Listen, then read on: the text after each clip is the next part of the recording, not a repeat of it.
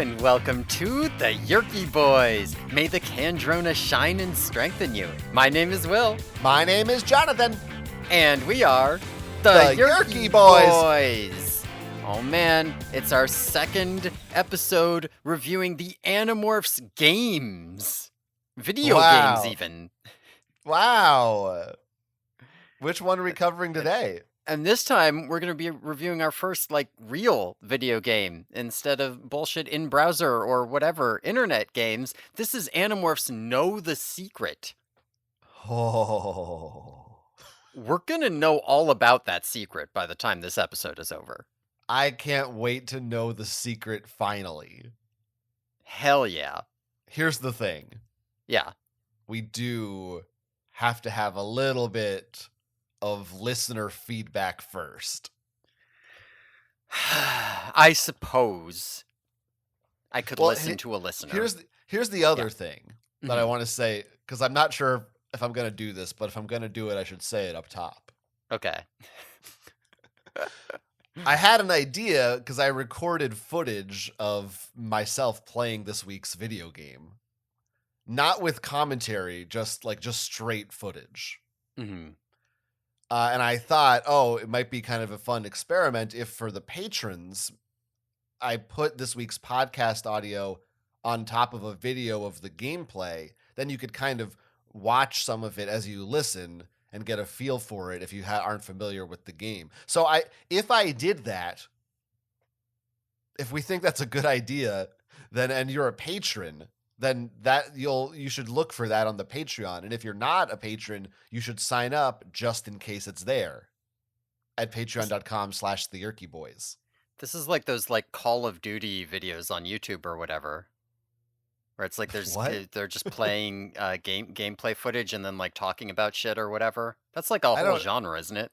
It's specifically with Call of Duty. I think it is. Sure. I'm not an expert, but I'm pretty sure that's a thing. Yeah. Only in this case it would be on topic. Right. So I don't know, but I don't know. We'll see if I do that. It seemed, I don't know. I recorded the footage, so why did I do that? I should do something with it. Yeah, why not? Okay, we can talk about that later. Let's get to the emails. Emails, the sharing.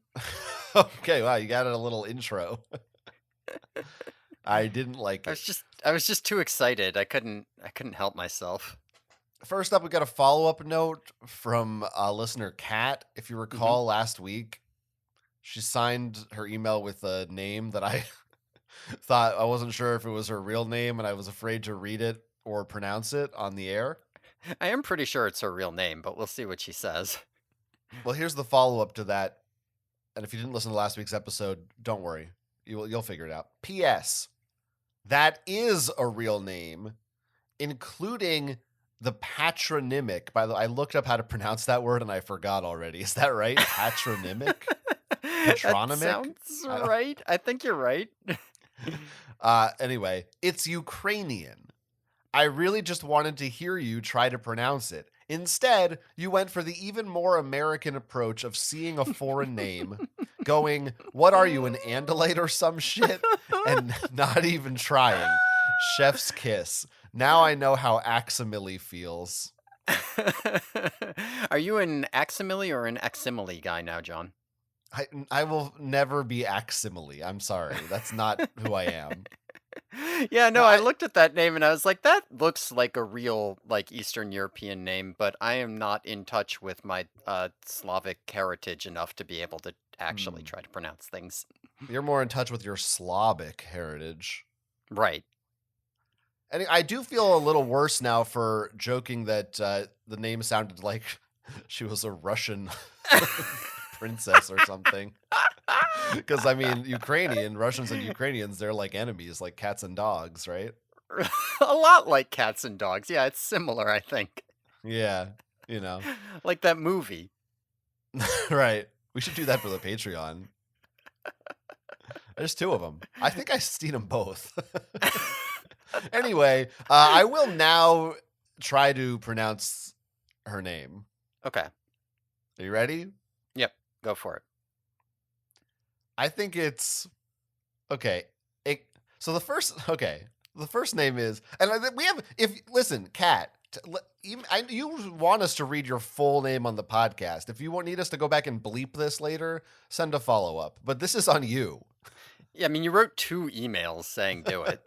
Yeah. Okay. And also, I should say that if you mispronounce her name badly, like, she's Oh. basically goading you into doing it, so, like, you Right. can't be held responsible.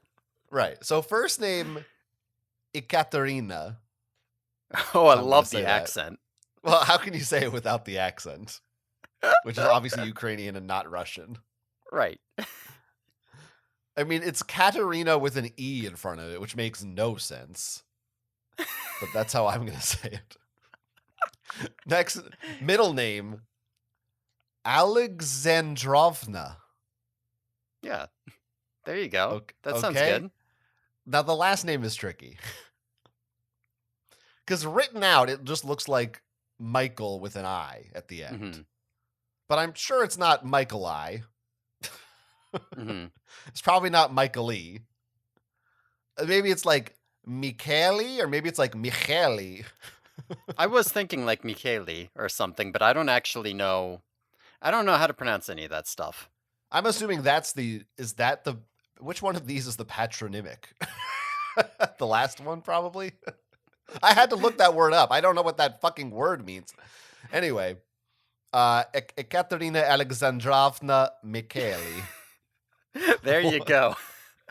This Beautiful. sucks. This is You your need fault, Kat. you know what you need is you need a Ukrainian character like Steve Irwin to show up and start talking. Yeah. But it's just in 10 seconds or less, it just will turn into Boris and Natasha. That's the only thing I could do. Okay. We do have another email though from a different person that's also actually about Animorphs. Yeah, something better than this bullshit. This Yeah, sucks. this sucks. Let's move on. We got another write-in from another one of our friends, Gwen. Hey Remember Gwen, Gwen? no long time no here.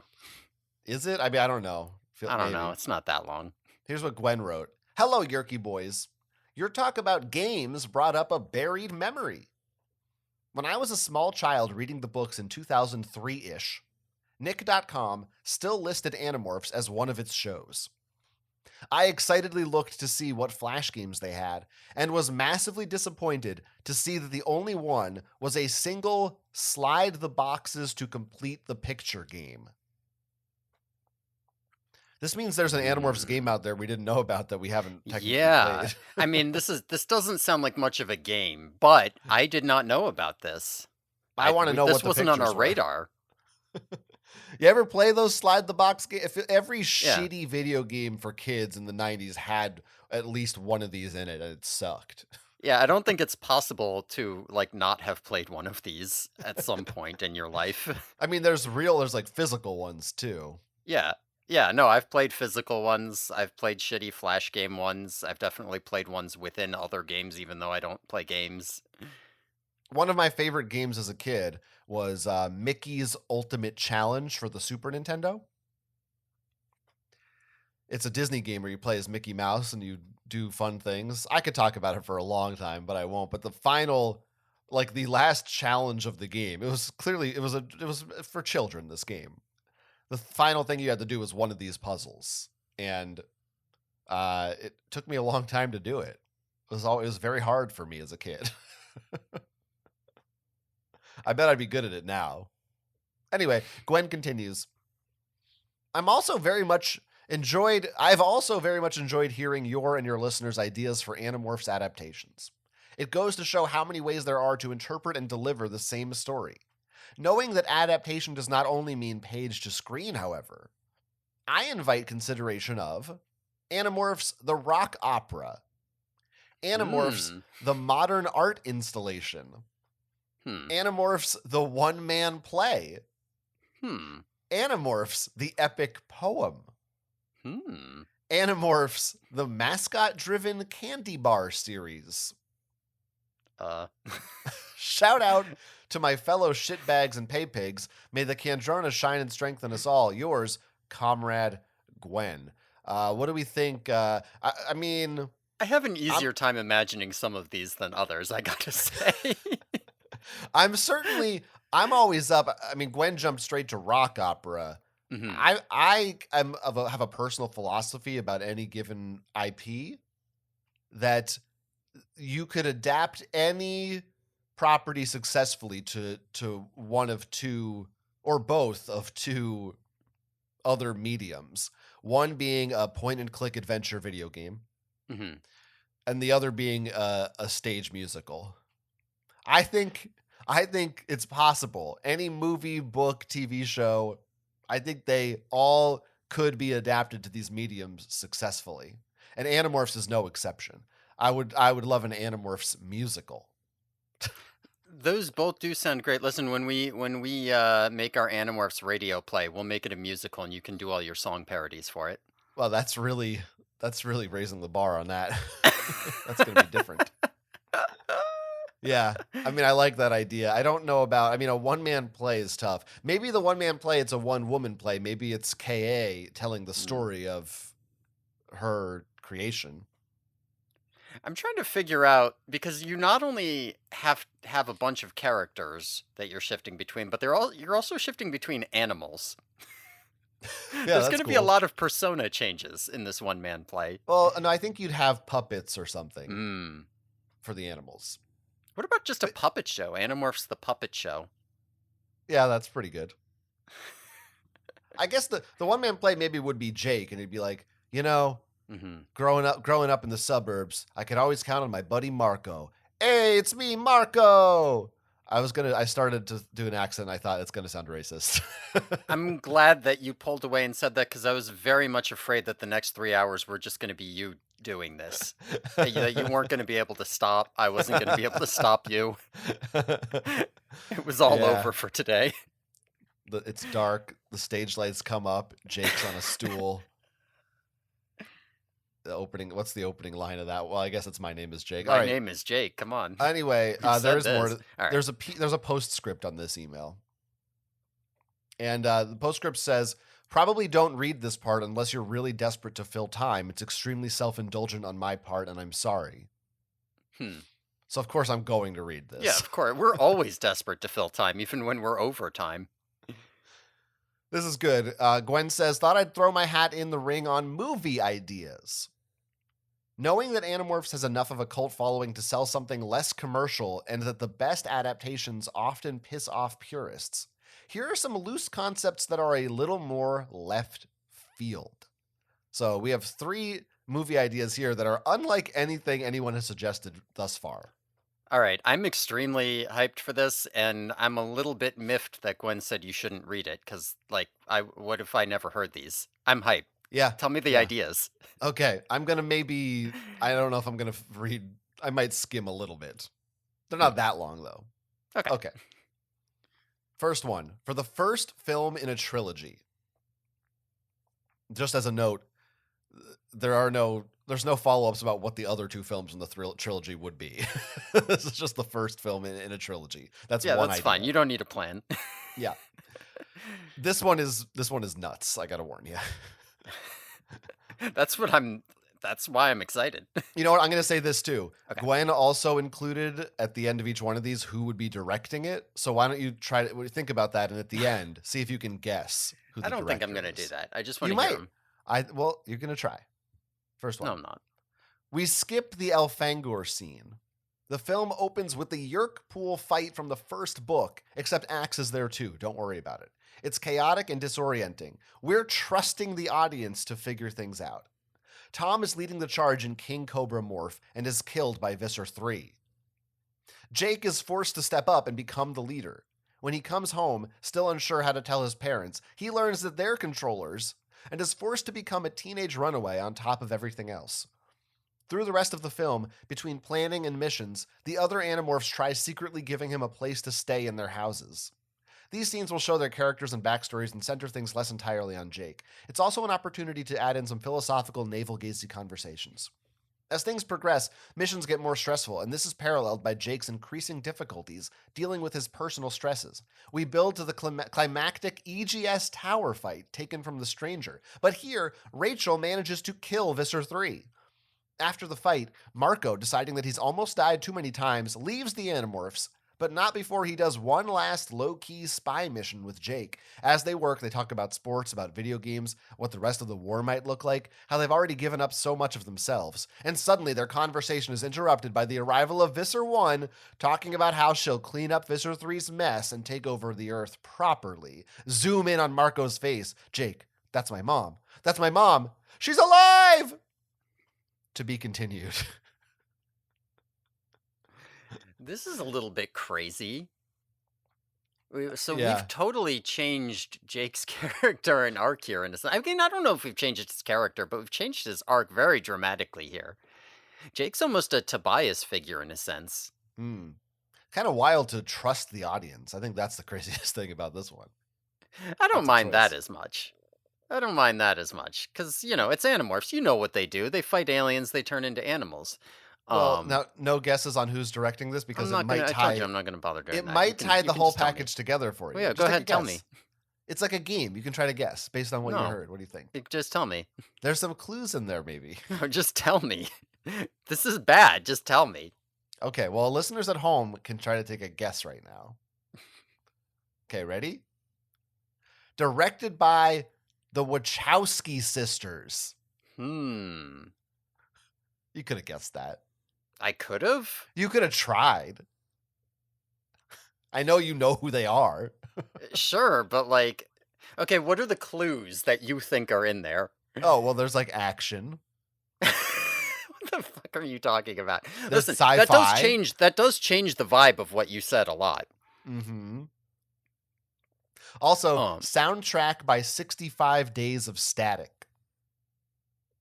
I don't know who that is. I don't know who the fuck that is. You think I know about bands and cool music, Gwen? I don't fucking know. Yeah, this one, I don't know. This one's wild. All right, ready for idea number 2? Yeah, I mean, Oh, I will say this. I like the idea of doing a wild departure from Animorphs as like a general storyline in some kind of action-packed thing with the Wachowski sisters, just because, I don't know, I do want to see some like hyper stylized weirdo Animorph shit, and I think there's some cool things that they could do with that.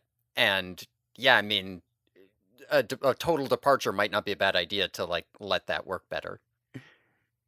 yeah. Well, that is the most sane Yeah, take it of didn't these sound three. that insane, to be perfectly honest with you. By the way, I think officially in credits they go by the Wachowskis, just the Wachowskis. Yeah, sure, why not? I thought that they switched that when one of them was still in the closet, and then now everybody just says the Wachowski sisters, but I don't know. I'm not really paying attention. If you, I double checked it. If you Google their Wikipedia is the Wachowskis. All right, well, you're Mr. They're actually Lego bricks, so we'll let you I don't know what go that ahead. means. Is that a Twitter thing? I don't know what that No, means. aren't you like they're not Legos, they're Lego? That's what I mean by that. You're all like, no, the proper term because that's what's in the credits. I thought this is like a I don't know, like a fucking Jordan Peterson talking point or something. Like the Lego bricks theory that the MRAs have online.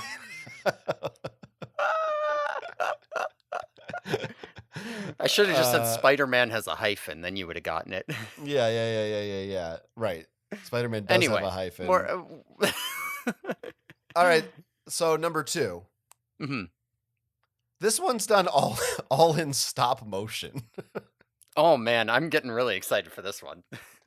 In a world where humanity was taken over years ago, Earth exists in a state of civil war between the Yeerk Empire and the Yeerk Peace Movement.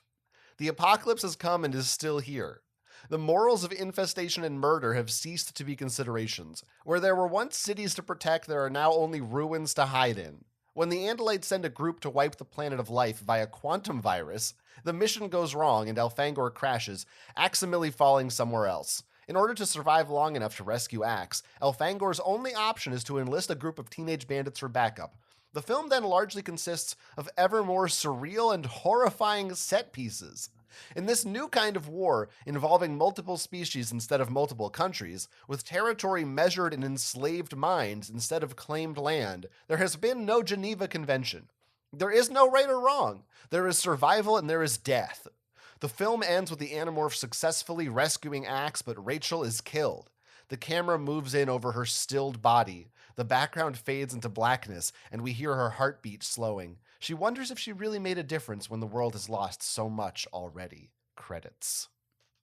All right, Gwen's in charge of the Animorphs movie. I'm gonna go call up Kay Applegate and tell her she needs to get in contact with. I'll give her Gwen's Blue Sky handle or something. I bet you can guess the director on this one though. Hmm.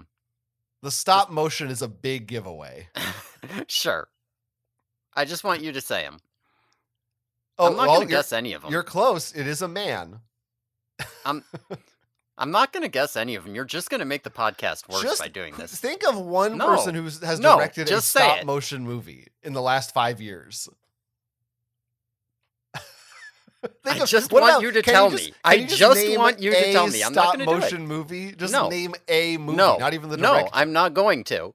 With horrifying set pieces? You're making it worse. No, you're the one making it worse. I'm trying to have fun.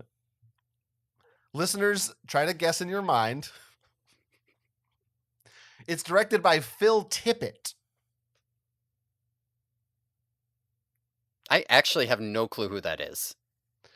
Okay, well, do you remember the movie Mad God? Oh, I didn't see that. Okay, well, do you remember the movie Star Wars? I do remember that one. Yeah, he's famous for doing the stop motion chess sequence and many other effect sequences from that era and onward. He's that guy. He's that guy. You didn't see Mad God, huh? Yeah, no, I had that. I might have even downloaded that. It's a good thing I'm a movie buff because I get all these references and, it's kind of going over your head. Soundtrack for this one, by the way, is by Negative Land and Merzbow. Am I even saying that one right? These are all punk noise bands or some shit. I don't know what the fuck they are. Gwen, I don't know. You know who I like? The Bare Naked Ladies. That's more my speed. It's been... Oh, how come I never did an Animorphs parody of them? All right. It's been 1 week since I touched the cube. I'm going to make you cut all of this. The whole email, this whole section, the sharing. All right, the final idea here from Gwen. New movie. Amidst the backdrop of a never shown on screen war against aliens, two of humanity's freedom fighters must deal with their developing feelings for each other. As the pressures of regular life are crowded out by the pressures of battle, a unique romance is able to grow like a flower from a cracked sidewalk. The war is won 2/3 of the way through the movie, and the remaining third is dedicated to figuring out if the relationship can work during peacetime. Can such an atypical love be meaningful even when society so cruelly rejects it? The Animorphs might survive the war, but will the relationship of Jake and Rachel?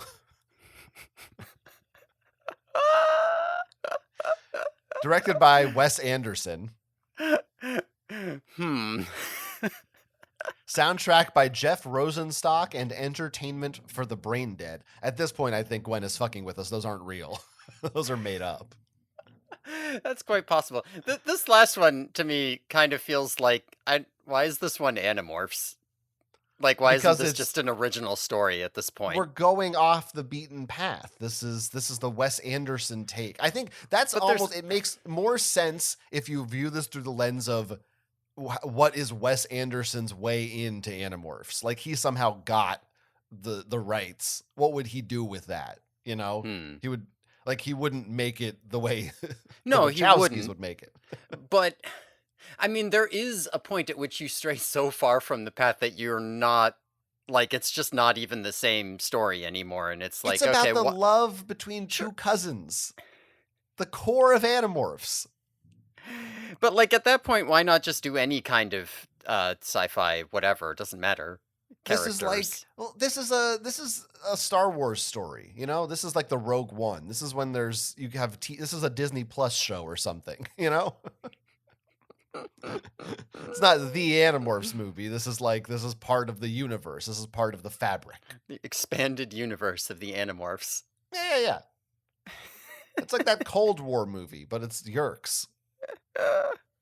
I mean, listen, I would watch this. I just don't know. It does like to me, it doesn't feel like a Animorphs movie. Well, thanks for those ideas, even though Will didn't like them, Gwen. I And loved them.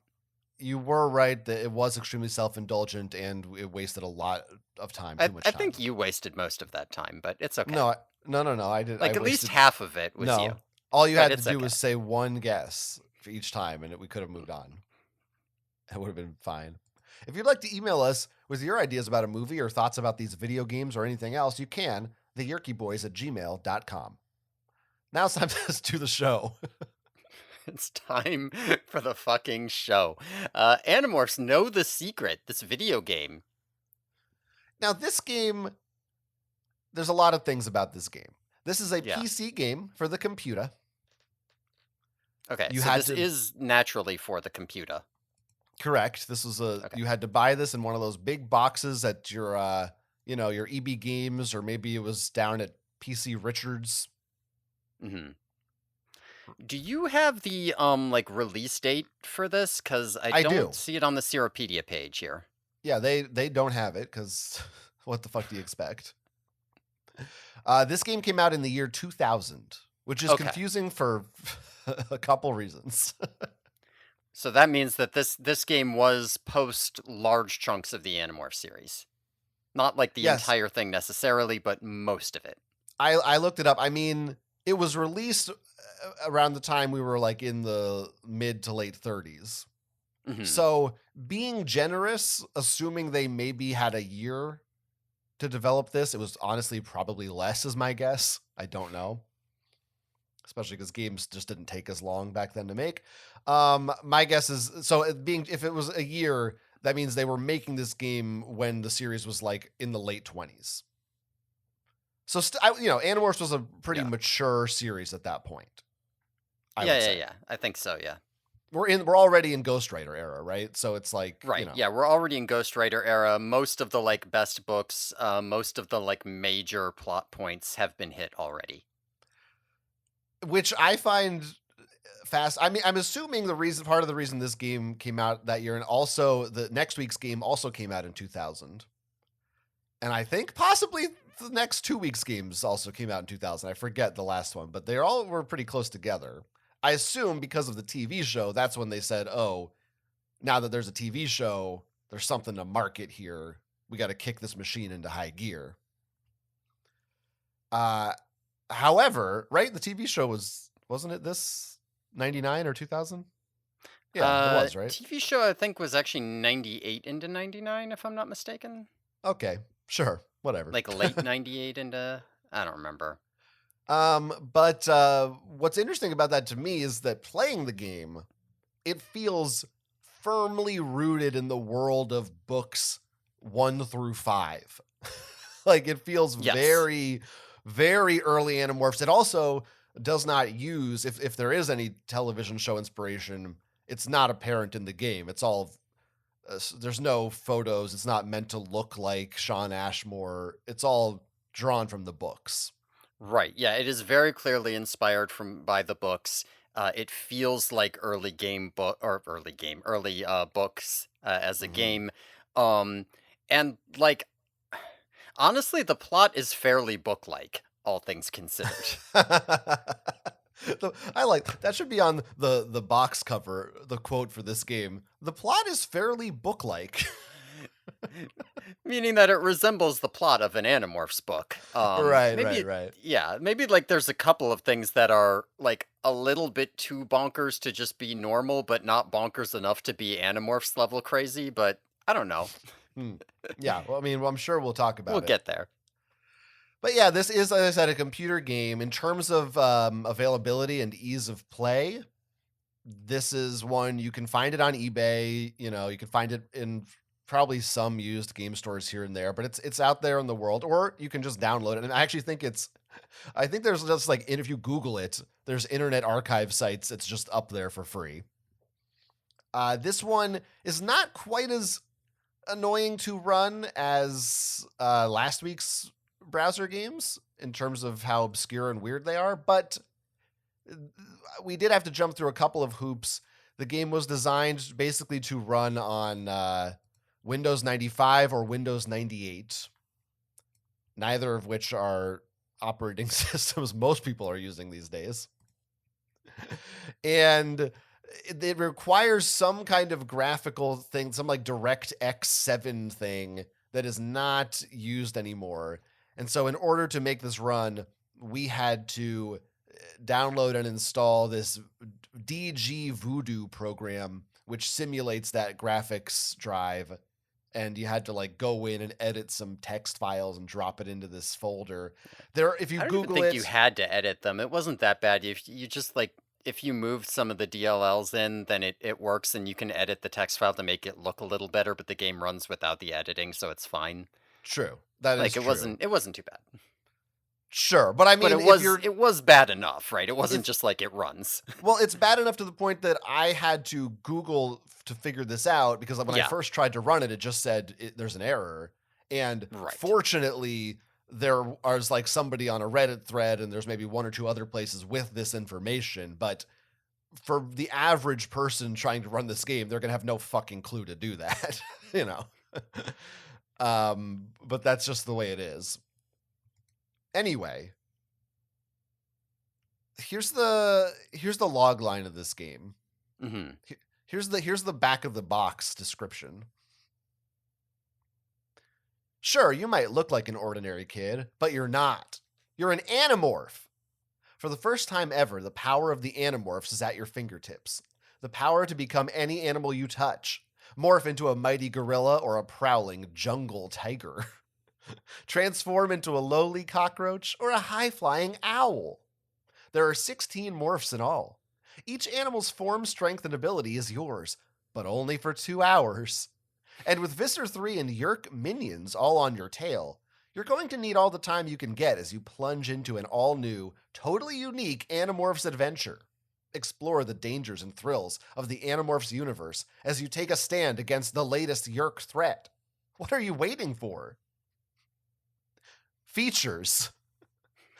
Morph into Animorphs action as Jake, Rachel, Cassie, or Marco. Tobias will be your guide through this dangerous mission.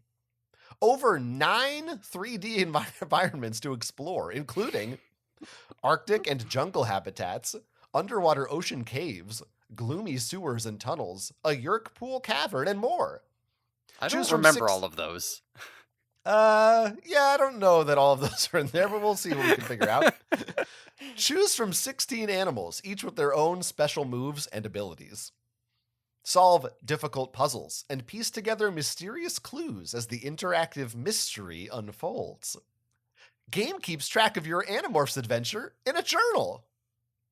Fly, swim, run, jump, and battle your way past challenging obstacles in Morph mode to complete dangerous Animorphs missions. Now, you've played this game. How accurate would you say these features? How well does that paint a picture of what this game actually is? It's really hard for me to say because when you're reading that, I'm like, what you're describing is not what I'm picturing. But on the other hand, I'm imagining that description on like a modern video game where you get to like do things.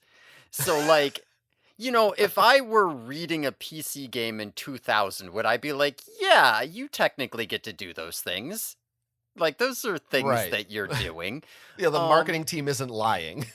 Right. Yeah. You know what I mean? Like, would I expect because like you read that and you're kind of thinking like, oh, I mean, I don't know. Like you might imagine something a little bit more expansive. You might imagine a little bit more freedom of movement or freedom of morphing more specifically. But maybe you don't. Maybe you're like, yeah, this is just a game. I go around my environments. I have my levels where I'm a morph or whatever. That all pays off. That's what I expect. Yeah, indeed. Indeed. Um It is technically accurate in some ways. Yeah. I mean, the actual experience of playing this game. Like, what is this game, right?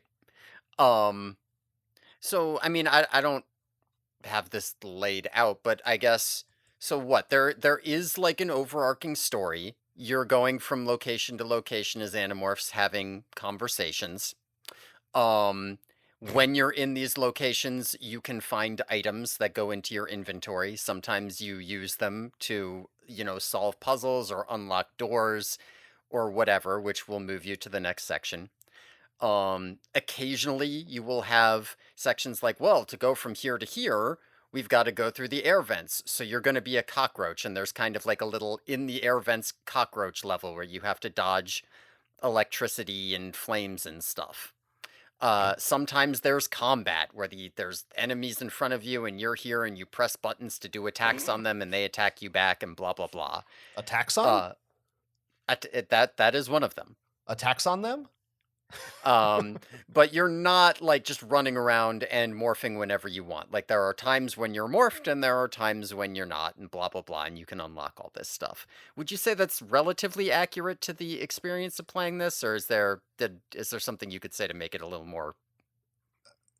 Well, I can try to put it more into gamer terms. Yeah, put it into gamer terms. I think it's actually worth saying, because we haven't said it here. I am not a gamer, right? I've said this on other episodes.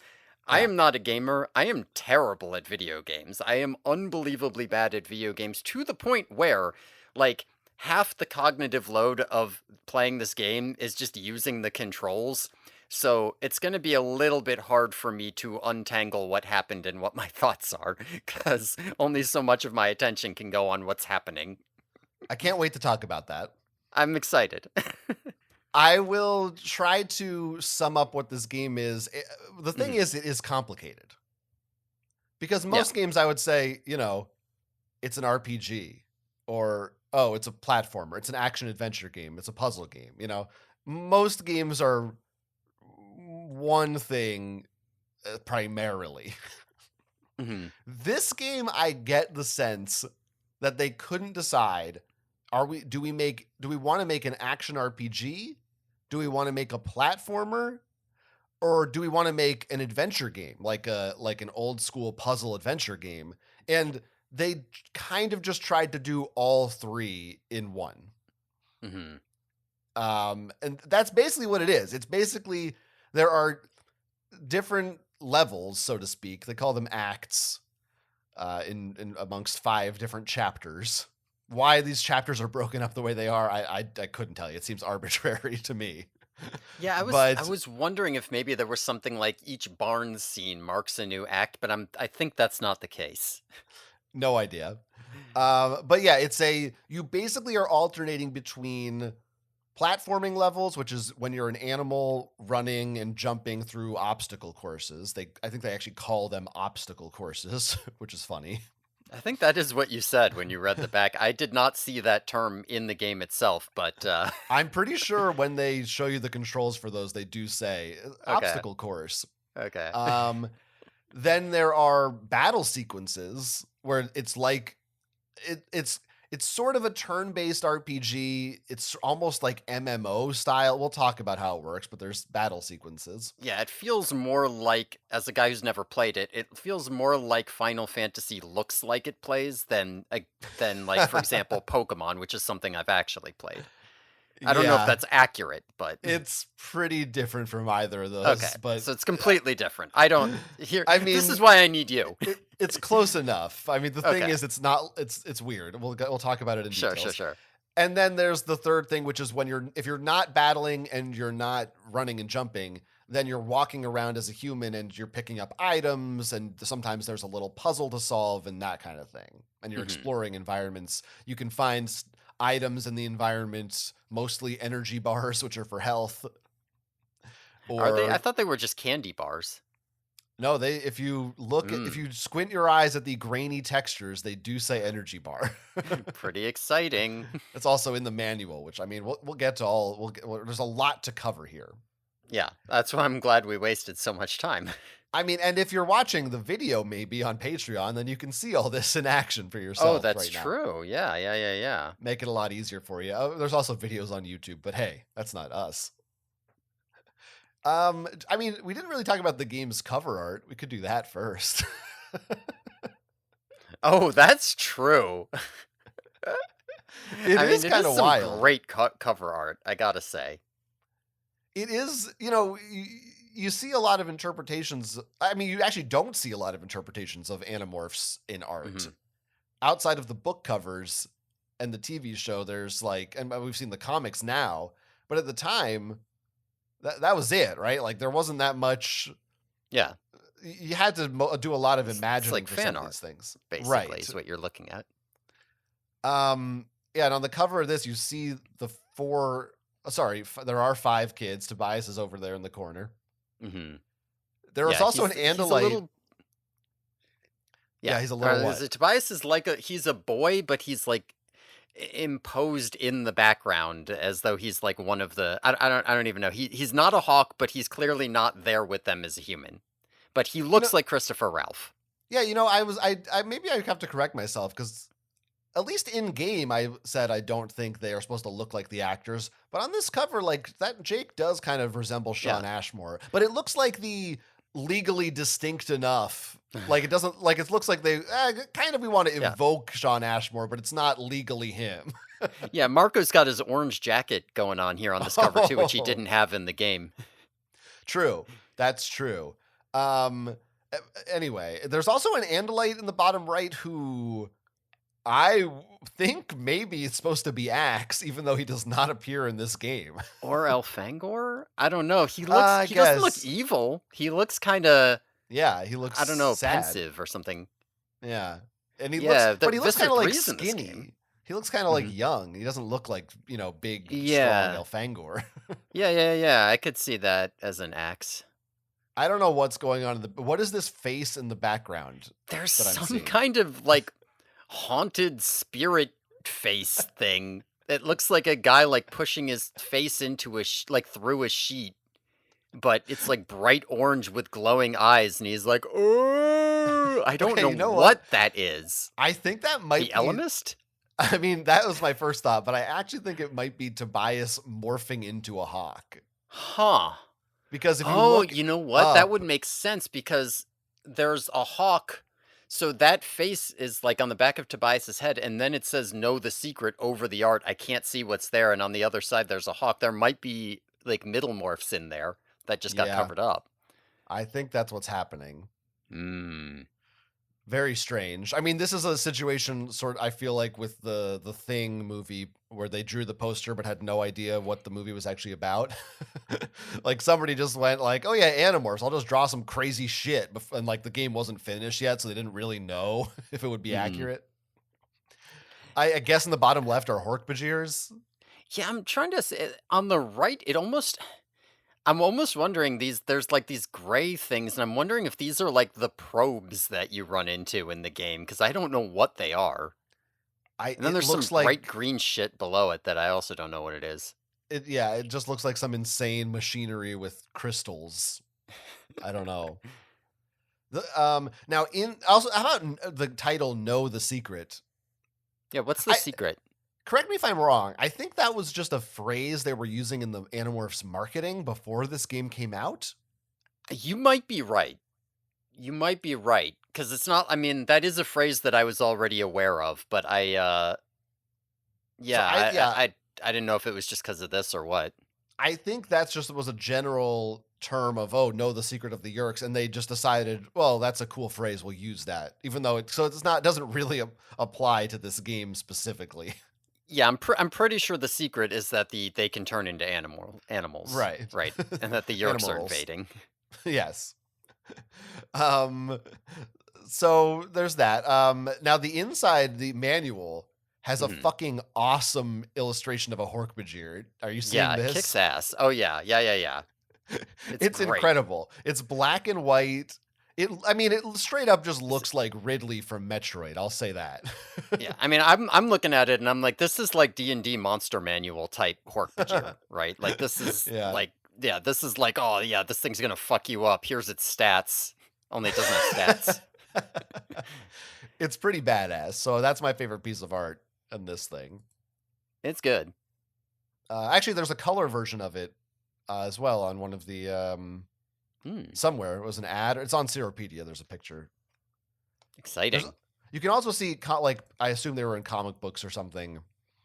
Advertisements for this game and next week's game in the same because they knew they were coming out at the same time. They're like two Animorphs games. Check them out. It's Wait, pretty so these cool. came out at like the same time, huh?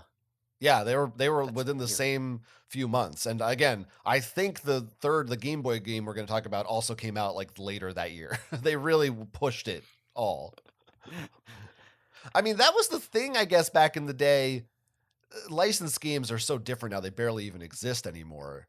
But it used to be, if there's 4 platforms and Toy Story came out, there's a Toy Story game on each of those platforms, and you can't just it's not simple to just press a button and port Mhm. something to the other system, so a lot of times you'd have completely different teams making completely different games, not communicating with each other, but they'd all just be advertised as Toy Story the game. And you'd be like a crapshoot if the one you got was good or shit. I guess there's also, So, like, a development cycle with this too, where, like, Animorphs comes out, it starts to get popular, it actually gets popular, now executives notice that it's popular and start saying, "Hey, should we make a game based off of this?" Now we actually have to develop the game, and now we see, "Oh, the series is gonna come to an end in a couple months, so we have to push the like, all these games have to mm, come out now." Right? Like, I could see that by the time the first game is done, maybe 3 years have gone by since the series started because there's too much, like, you have to react to a reaction type of thing. yeah, it might not be popular anymore. We got to push it out fast. Right, right. Strike while the iron's hot. So this game, we did both play through the entirety of this game. Yes. I finished it. I'm so proud of myself. I really didn't think that you were gonna. If I Well, had to estimate, I would say it probably took me around 15 hours. so I will say for comparison's sake, mine took roughly like a little under 5 hours. Yes. I made frequent use of the hint button and played on easy the whole time. Well, we can talk about this. I also did both of those things, Okay, okay. but I mean, we'll discuss why I thought that was necessary. I don't know. How do we start with this game? What do you where do you begin with this insane game that is a mashup of all these different mechanics and genres based on Animorphs? Do we talk about the story, the graphics, the setting? What makes sense? You're Mr. Games. You're gonna really have to Mr. lead this. Games. All right. I mean, so we laid out basically what it is. You maybe Mhm. have some kind of idea in your head. I mean, the game came out in 2000. It's the 25th anniversary this year. I thought you'd Happy applaud or birthday? something. Thank Oh, you. Yeah. okay. So it probably goes without saying, but it is pretty dated in terms of its look. Mhm. Um, it's but I don't know. There's some settings that I tweaked to kind of make the resolution Mhm. higher and format it to my screen maybe a little better, which helped a little. I don't know if you did any of that kind of thing. I did not bother. I was like, "You know what? It runs. I'm not gonna fuck around with this text file and accidentally break it and then have to remake it. It works and it's good enough." Was yours Um, in full 4 by 3 or was it stretched or something? Mine was in 4 by 3, yeah. Okay, okay. So I think that's as intended. Yeah. No, it Um, was it ended up being fine. I didn't really have too much trouble like if I had trouble seeing things, it was because I'm bad at navigating spaces in games and not because the game was bad. sure, right. I mean, who knows? But yeah, the graphics, Well, it looks like a PlayStation 1 era type of game. The textures are extremely blurry and ugly. mhm. But like as far, it's not the worst looking game. It's I think it's fine to play. It's colorful. For the Yeah. most part you can tell what everything is. Yeah, I mean, I liked all the character models. I thought that they did a decent job. Mm, I'm looking at them like, oh yeah, look at my short King Marco. Here's Cassie and Rachel. They look like Cassie and Rachel. Jake's a little bit jockey. I like him. Um, it's like I wasn't going into this with like extreme expectations or anything. Sometimes some people or things looked silly, but it was all fun. The most boring or bland thing was whatever they said, the environments, the 9 3D environments. But, again, I did not have high expectations given how old this was. So, like, I didn't really mind that much on any of that. some environments really do. including and the character models too. Last week we talked about how those in-browser games felt like the first Mhm. type of game you try to make when you learn a programming language. Okay. And I felt a little bit of that with this. I don't know if you because I don't know, for listeners who don't know, a little bit of lore here. We Mm. attended the same college together. The two of us, not the listeners and I, you and me. Oh, I was getting I don't know. confused. Did you ever take a computer science course? Nope. Uh, All right, I thought there might have been a chance, and this might be an experience. I don't know if this is it must be somewhat widespread. I'm sure other places teach this or used to, but there's a Mhm. program called Alice, I which remember is that. yeah, okay. It's a rudimentary animation program that I took a class in at some point Yeah, one of before my giving up dorm on my mates, dreams. actually, one of my dorm mates might have been in the literal same class as you. Yeah, I think But I so. remember him talking about it and shit all the time. Yeah, and you would you'd program a human model to like turn around and walk forward, and it would look like shit. And that's kind of what this game Mm. looks like to me. Mm. It Mhm. is like, oh wow, this would be if my buddy came to me and was like, look how I made the characters like. Look, they walk out and then they turn around to face each other because so they're talking to each Mhm. other. Mhm. Like it does the bare minimum necessary. I guess here's the real question because I have as a non-gamer, I have no idea what my standards should be for this. Right? Like for you, do you have another game from that era that you can like directly compare it to or cuz I don't I'm just going into it saying, yeah, it's going to look like shit, whatever. You know Yeah, what I that's a mean? that's a good question. I mean, I'm mostly looking at this through a modern lens, but Right. Yeah, I I mean suppose obviously, yeah. I mean at this time this was a year before GameCube came out, maybe a year before PS2. They were all kind of around that same era. So This was the year before GameCube? yeah, or I maybe feel like maybe it does look like shit then. well, you got to remember there was a pretty big leap from Yeah, N64 to that's GameCube or true. PS1 to PS2. That's true. I mean, ostensibly, the computers were at the time were supposed to be the like. Actually, I don't even know because I wasn't much of a PC gamer back in the day. But if you had a good graphics card and everything, theoretically, a PC would be capable of outputting better graphics than a console. I don't know how true that is necessarily. We don't need to get into it, but yeah, for the time, it looks fine. I think for the time, Mhm. like there's better looking games, but there's somewhat more complicated things going on here. You have multiple characters talking to each other. You have animals morphing and stuff like that. So they do have to do a lot of assets. I won't give them a pass on the environments.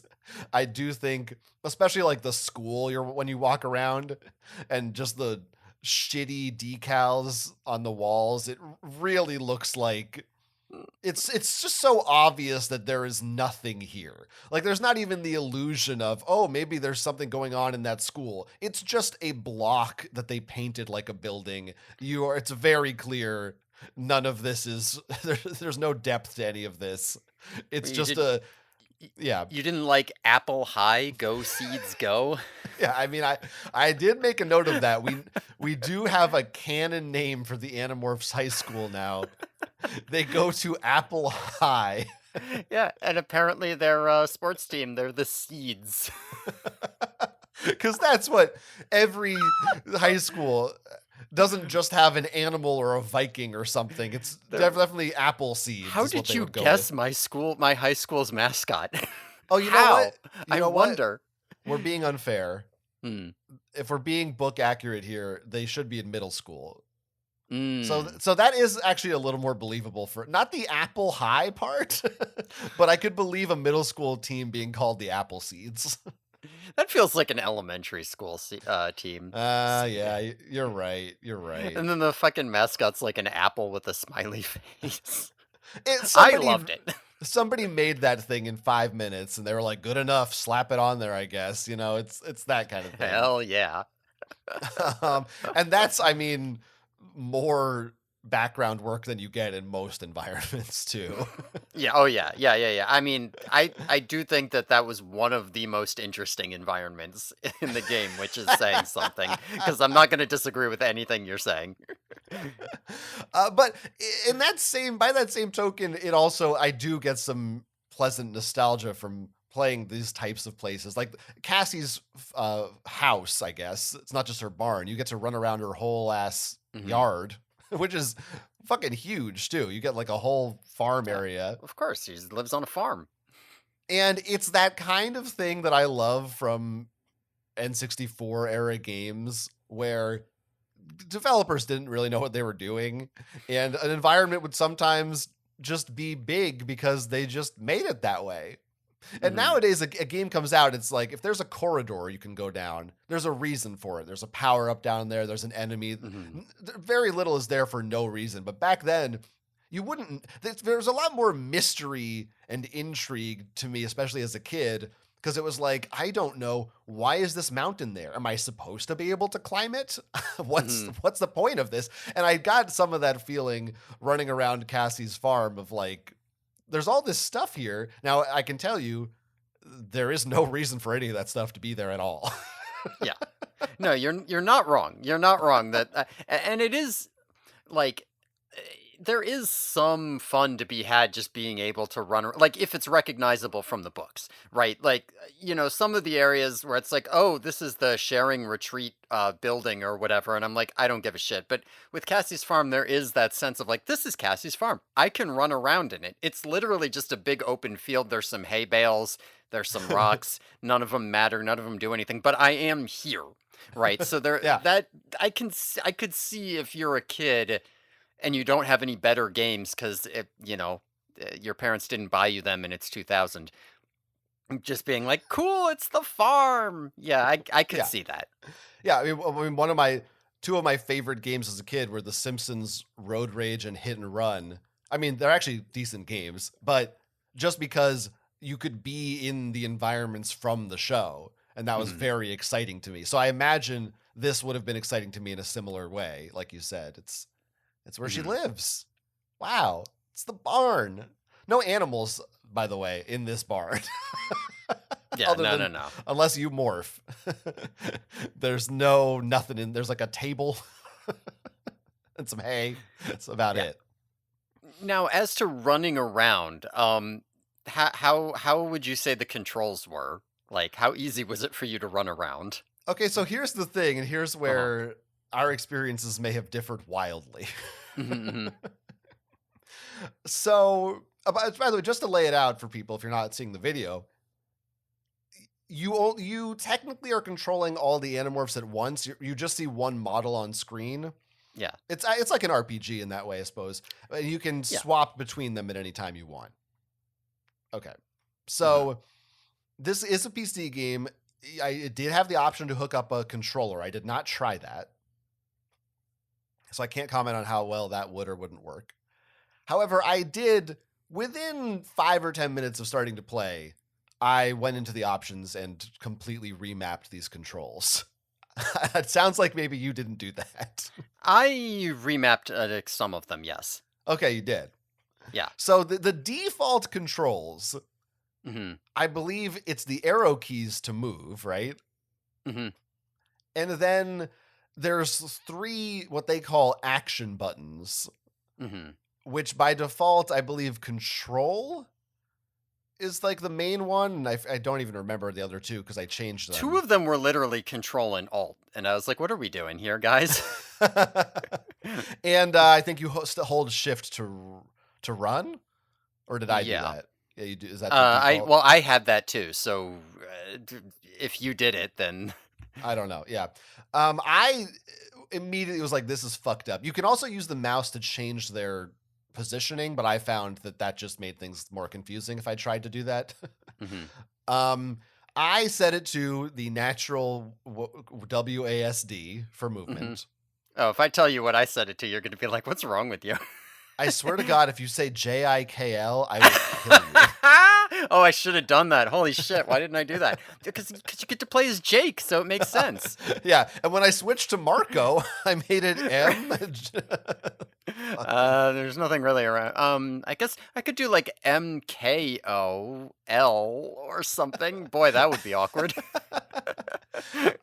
For my main action button, I made it the space bar, and then I just made the other two F and C just because Mm. they were right next to my WASD. I didn't really put much thought into it, and that seems to work okay for me throughout the game, although it was a little bit awkward because like inventory is F, usually that would just be I, but I just kept it. What did you make it? So I left the arrow keys as movement. Um and I left action 3 as spacebar because you basically never have to use it like at all. So whatever. Um and what I changed it to was I changed buttons 1 and 2 to S and D.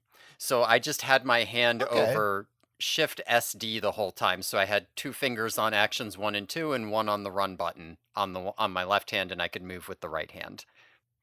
Okay, Does that's that I mean, that's okay? I sort of get that. Okay, because I You was went you like, went this with is the intuitive for it's a similar hand position to what they asked for, but it's like not I'm not spreading out my fingers everywhere. Yeah, you went with like a two-handed approach. I was really doing one hand, Okay, okay. which might be more of because used to modern computer games where my right hand would be on the mouse, so like all my stuff would be in the left hand buttons. But you made your right hand mouse the arrow keys, so that's Yeah, interesting. yeah. Or I just kept it, I guess. Whatever. So I mean, given the adjustments that we made, basically if you've ever played Tomb Raider, the OG Tomb Raider, or I guess Resident Evil, early Resident Evils also are like this. Essentially, I would describe your character movement as tank controls, where your character will turn to the left and spin in place before you move them forward, or you can move them backwards just like a car is reversing. It's Mhm. not very natural, but I mean, I was sort of able to get used to it for the most part. How about you? Yeah, I mean, I was able to figure it out. It was a pain in the butt. I often found myself getting stuck behind things. One time I had to reset the game because I actually did glitch into a wood pile and could not move or get out. um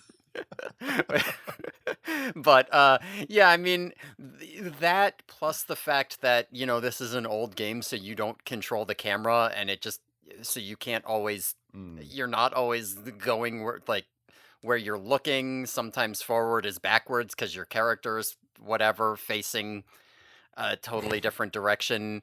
There were times where I approached things backwards just because that was easier than trying to figure out how to turn around. Sure. Sure, why not? um yeah, I suspect that if you watched me for all the difficulty you may have had, if you watched me play, you would probably spend a lot of time being like, "What are you doing?" Yeah. Yeah, I probably But would get I wonder who would be more frustrated, you playing or me watching. oh, it would be you watching for sure. Um, yeah, and so that's just the basic walking around. Now, when you're doing some of the obstacle courses, Yeah. um, those controls were easier, but since you actually had to be good at them, I was not. And again, so for listeners, these are basically platforming sections that would be like 1 to 2 minutes long. Mhm. So like the early ones are your Jake as a tiger. For some reason, you're running through. I mean, it just looks like the goddamn jungle, Yeah. but it's supposed to be the forest in California or whatever.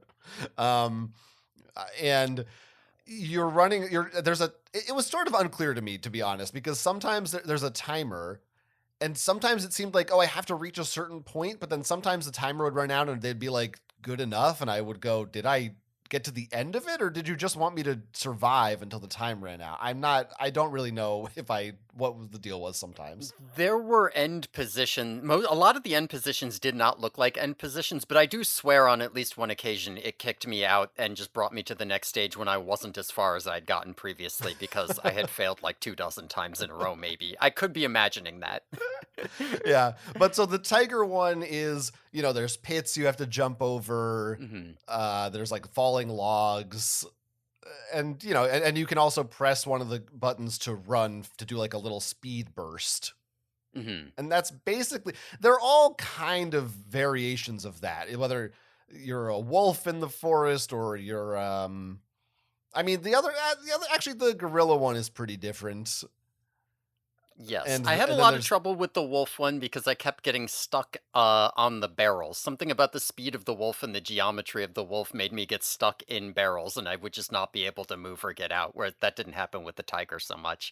hmm. But the gorilla one on the skylights was the one that I think it took me at least 50 attempts to get it the first time. So let's establish this is very early in the game. Yes, this is like literally the beginning. This is like level 2 or something. Yes, you're all at the school. I mean, we should. Yeah, I guess we could lay out the premise of the game sure, why not? story wise. Essentially, I mean, it's pretty generic. You're the Animorphs, like they're all just sitting around and they go, "Hey, nothing's happened for a while. Let's go see what Chapman's up to." Like, there's not even they're the active instigators of this one, and so they want to sneak into Chapman's office to hack his computer or something. So the way, Yeah, they're like right? looking for. I guess they're interested in Yerk, increased Yerk activity, and they find that he's got these frequent appointments with this guy, Mr. Foster. So they're like, we should check that out. I don't know if they're like. I guess they're hacking his computer. I mean, hacking is a strong word, but Yeah, but they're looking at it. and like you find out there they have a Yerk scheme that's going on. We can talk about it later. But the Mhm. premise of this, so this early thing, you're all at the school and they're like, how do we break into Chapman's office? Oh, I know. The obvious way. Turn into a gorilla and jump up the side of the building to get in through the window. What the fuck? This is this is nuts. Nobody's gonna see this? No one's gonna notice this? Whatever. It's a video game. Along the way, of course, you're not just climbing a building. There's also Yerk drones and Yep. barrels in the way. Yes. Probes or something. I think they're called. Yeah, they're not called hunter robots, I can tell you No. that. No, they just Disappointing. probes. Probes are mindless alien guards that try to protect the Yerk strongholds. Fortunately, they are easy to avoid. That's what the manual says. Did you find them easy to avoid, Will? I mean, honestly, they must be pretty easy to avoid because they were by far not my biggest problem, I even though will they did get me say a bunch. I sympathize with you a little Hmm. because this is like the first or second, maybe a tiger is first, but this is one of the very first times you are doing one of these obstacle courses. And I was still trying to figure out what exactly is this game. Hmm. And so I'm like, okay, I guess we're doing kind of a platforming section. This is weird. I'm a gorilla. By the way, you're Rachel as a gorilla. Rachel turns into a Yes. gorilla in this game. Marco does not turn into a gorilla. I had to use a llama as Marco's primary battle morph because, you Well, could either use the starting polar bear, or you could right. use the llama, or you could use something that Marco never turned into. Correct. So anyway, you're gorilla Rachel. Um you're moving, you can do a gorilla hand slam to blow up stuff in your path or the drones if you feel like it.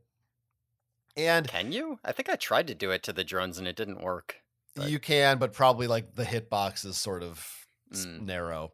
Um, and the thing that took me a minute to figure out is like the double jump. So you can do one jump, hmm but if you double tap the jump button, you do a flip in the air and you go much higher. hmm And you kind of got to get a running start to really do it. And even in this early level, there's like some high buildings you got to jump over to get yes, up to the next one. and there and because of the way the camera is angled, uh, there are times where you have to like be in the right, like if it's like, oh, so you're supposed to run and make a turn here to jump onto a high building, but if you're not at the right side of the level, the camera just isn't pointing at that building, so you just don't see the building and it looks like the level ends and you're like, I wonder where I go. I guess I'll jump this way. Huh, nothing there. I guess I fell off. Yeah. Yeah. Yeah. There is definitely a path to the right that just leads to nothing. That there's no Yes. indicator that that's not the right way to go other than, well, there's nothing. Yeah. And there is a time limit, which I also Yeah. failed multiple times. And if you fall off a building, which is, as far as I can tell, just like landing on the Yeah. ground, Yeah. Rachel just goes, ah, whoops, I fell. and you start all the way over. Like, there's no thematic reason why there should be a time limit or Mhm. anything like any of this. You should just be able to do this freely. Let me tell you, I could get at least 3 of those fall off of buildings within 30 seconds. Pretty easy for me. So I won't. I'm not going to tell you that this isn't a terribly designed segment, and especially they then make you do it backwards to leave. Mhm. So wow, real great filler gameplay there. You get to do it again in reverse, the Yeah. exact same thing. So Which fun. was much easier, except the first time I was like, since I'm starting so high up, I bet I could just jump across half the level with one of these big high jumps, and that didn't work. It was worth a shot. Yeah. But it is very confusing. The camera is confusing. Figuring out the jumps and the timing is not easy. Again, these controls are very stiff. You're being I very mean, nice to me right now. well, listen, it didn't take me 50 tries. It took me But like a good 2 dozen tries when I had to repeat it at the end. I Having done I it did not help much. for some reason I thought it was I think the time limit was shorter the second time, so it was harder. Hmm. Um but yeah, it is a bad sequence, and if you have been playing video games all your life, you've got a leg up. But still, the first few times I did it, I was like, "What the fuck is this shit?" And then I kind of unlocked the jumping, but it can be quite frustrating to die and or run out of time, and you got to do all this shit again. It's not fun. So didn't love the gorilla, but I didn't struggle with it quite as much as you did. Yeah, I was thinking maybe I should go back in a day or two when I've kind of forgotten how to do it and just play it until I get it and record it so that people can see how bad I am. Yeah, why not? I probably won't. Yeah, you probably won't. So that let's see. So then there's kind of the next sort of kind of animal section is being in the vents, Hmm. which you can be either a cockroach or a squirrel. By the way, just if you're unclear about how this all works, pretty much never, other than battles, you never get to choose what morph you do. Even though you'll go to a segment and they'll be like, "Which animal should you be?" And if you click the wrong one, they just go, "No, there's a better one for this," until you pick the one they Yes. want. Yes, and it's not like you can morph into an animal whenever. Like it'll say like, again, in the skylight thing, Rachel will say, "I need to find a safe place to morph." There's nobody on the map, right? Nobody's looking at you. No, there's You a have to jogger Oh, at the there's like school. one jogger in one place or whatever, but most of it's empty. So you wander around until you end up in the spot where they want you to start the skylight thing. You'll hear a little like bleep noise, and okay, that means that this space is morph safe. There's no visual indicator that it should be this space. You don't know until you're there. Right. And when you get there, you press the morph button and then you say I want to be a gorilla. If you say I want to be a bear, it's like nope, that's not right. And then when you say I want to be a gorilla, then it loads up the gorilla thing. So in the Correct. roach thing, you have to figure out we got to get in there. I wonder how. And then at some point you'll walk up to a vent and you'll press the morph button. They'll be like, I bet we could go in through this vent, and then you can. And then if you say I want to be a tiger, they'll be like, no, sort of thing. Right. So the vents are you're in an air vent. There are traps in there, such as flames and walls of electricity. Hmm. And you have to navigate around them to the exit's kind of a maze as well. And sometimes there are switches you can press which will turn off some of those traps. Or you can just Hmm. jump over them or climb on the ceiling if you're a cockroach. Yes. Um The cockroach I did get the hang of, but like, oh my god, the fact that you can climb on the ceiling meant that yeah. if your angle is even slightly off, you just start doing spirals and going backwards, and you're like, help, help, where Yes. am I? It can be very disorienting. I do think these sections, of all the platforming sections, they are probably the best. Hmm. I don't even know if you'd call this platforming technically. I think it still qualifies as that. But I don't know. They felt the most. They made sense. There was no like. Yes, you could walk into a trap, but you couldn't. It was not as easy, in my opinion, to just accidentally fall off a building or get fucked up because of the controls being shitty. As long as you like took things slow, it was pretty straightforward. You could see where you were going. Yeah. It I, wasn't exciting, but it was functional. I had a standard issue I have with platforming in video games where, like, it's difficult for me to determine depth sometimes in a game where I'm just like, how far away is that? Can I make that jump? Maybe. And then, oops, I can't. But I do agree with you. And I think part of it is also that because it was a maze, there's no time limit. So you're not, like, incentivized to Mm. be running as fast as you can. Like you say, you take things slow. And it's like, yeah, I do. Because there's not a ticking timer in the top telling me I'm going to die. Yeah, that is nice. There is, by the way, functionally no difference between what doing these as a roach or a squirrel. Hmm. Like, I don't even know why they bothered. It's just so they could say on the box, "There's another animal you get to be. We did it."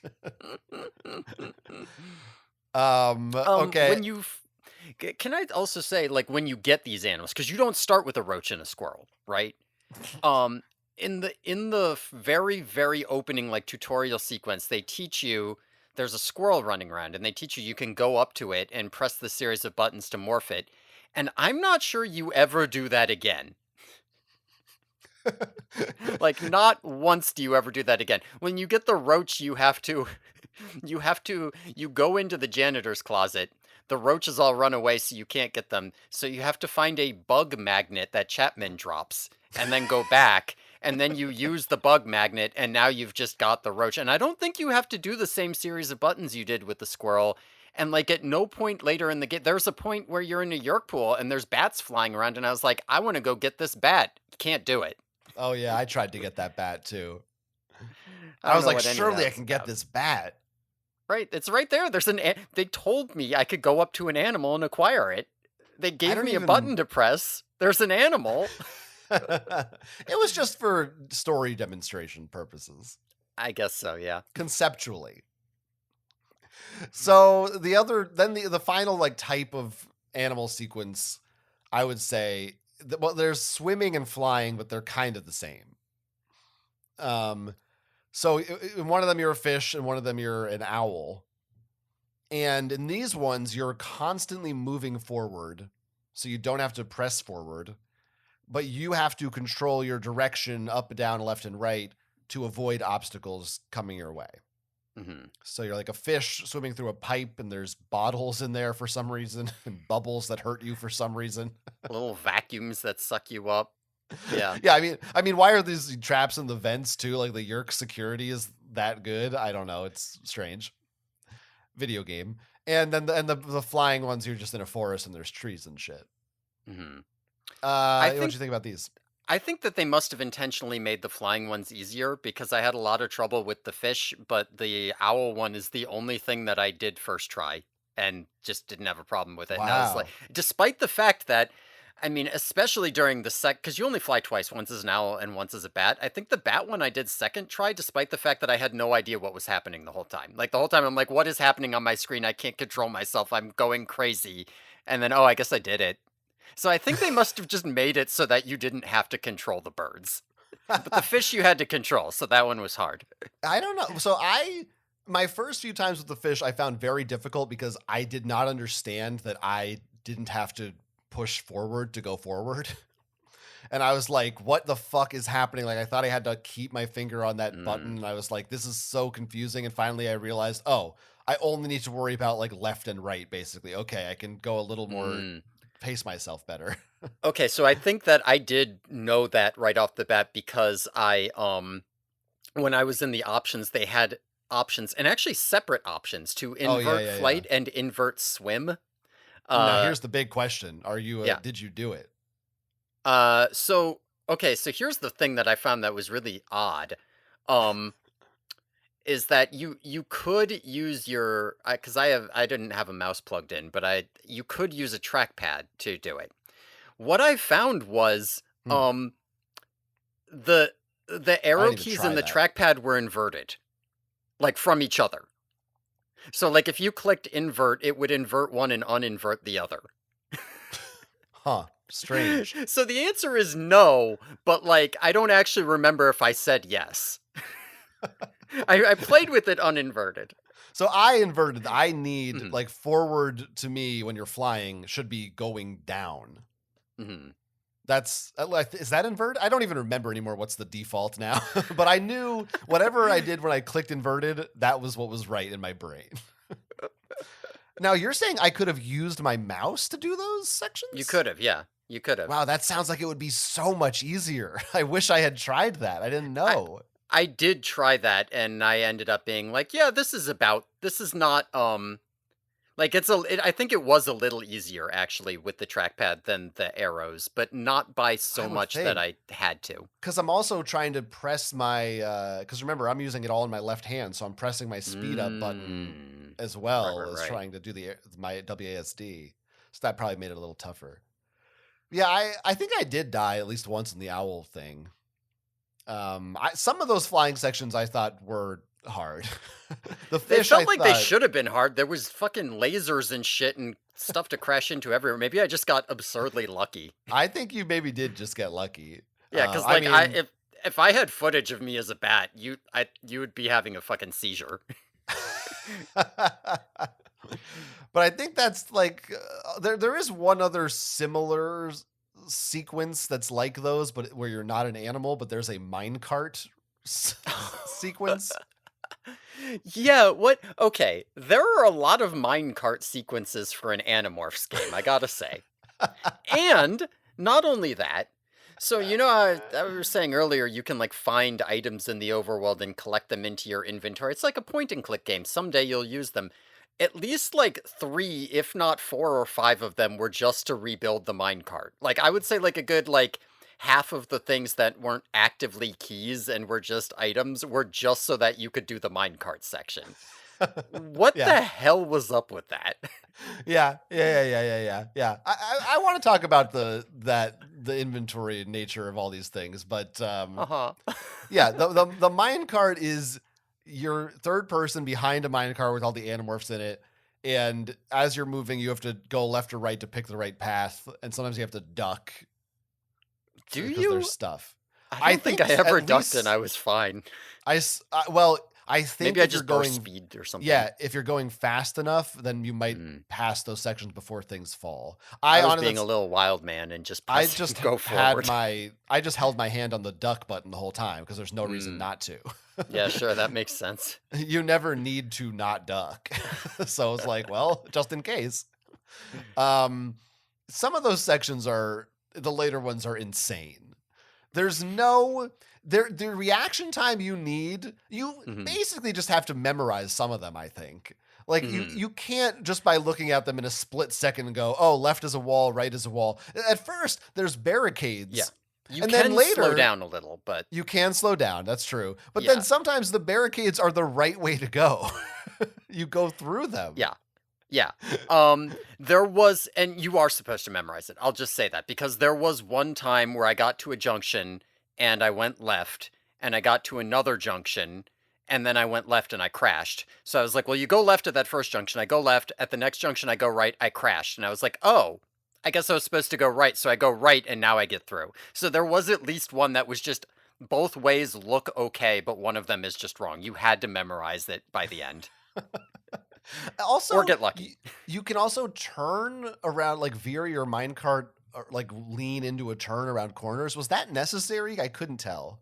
Like, That was I thought that was only necessary to choose whether to go left or right at a fork, because which I way was you doing it leaned. around turns too. Just like Oh, any turn I interesting. was leaning into because I was afraid I would like veer off if I didn't. I did not do that. I literally, if I wasn't at a junction, I was just going as fast as the thing could go, and it was fine. All right, so it wasn't nearly as intricate as I imagined it might be. These were I might have done these the most. Like these might have been my most repetitions from deaths of all these Mm, sequences. because you Uh, just they're not skill based. They're you just do it until you remember it. I guess. And I was like, I don't feel like fucking. I don't know. Was it left, right, right? I don't fucking know. Try again. I went the wrong fucking way. Yeah. God damn it. I just kind of did it until I got it by accident. Yeah, because I feel like for me these were below par in terms of deaths because it just wasn't skill based at all. Yeah, I mean, it feels very early 90s PC game of like, I don't know, just, memorize the path. I That's a feel like game, right? minecart is like a video game trope or something. Like how there are so many minecart levels just in so many games, I feel like. I Is that mean, true? Is that not true? Donkey Kong is the big one. I'm sure there are, yeah, there's like a few in other ones, but I don't know that Hmm. it's Maybe there's a there's just a few. couple memorable ones or something, I don't know. Yeah, anything, a lot of games, like, it might not necessarily be a minecart, but a lot of games, especially from this era, would have a section where you're in some kind of moving vehicle, so the screen is moving Yeah, and you because have like to do stuff. why I, I'm just wondering like why mine carts, right? Like mine carts do not feature in Animorphs. They're not thematically relevant. They're not about aliens, they're not about animals, they're not you've got the sections where you turn into an animal and do an obstacle course. You've got sections where you're in alien areas, and then there's a mine cart. Like what is that? Why? And like the only thought I had was maybe they were just like, yeah, the other games, I guess Donkey Kong has mine carts. Let's do a mine cart thing. I don't know what to fucking do for this level. People like Yeah, mine carts. it makes sense if you're thinking as a game designer, oh, we want a section that's exciting and like a roller coaster. Let's put that in. But when you already have animal morphs, it does feel unnecessary. Like you could just make it Yeah. a bat and do the same thing Yeah. almost. There are two flying stages. You could put some more and have them be bats or something. I don't I know. guess it's variety. I don't know why a minecart, but it's something else you can put in your on the back of your game case and say, there's Yeah. also thrilling minecart levels. Like there's so much Right. in Yeah. this game. It's got everything. Yeah.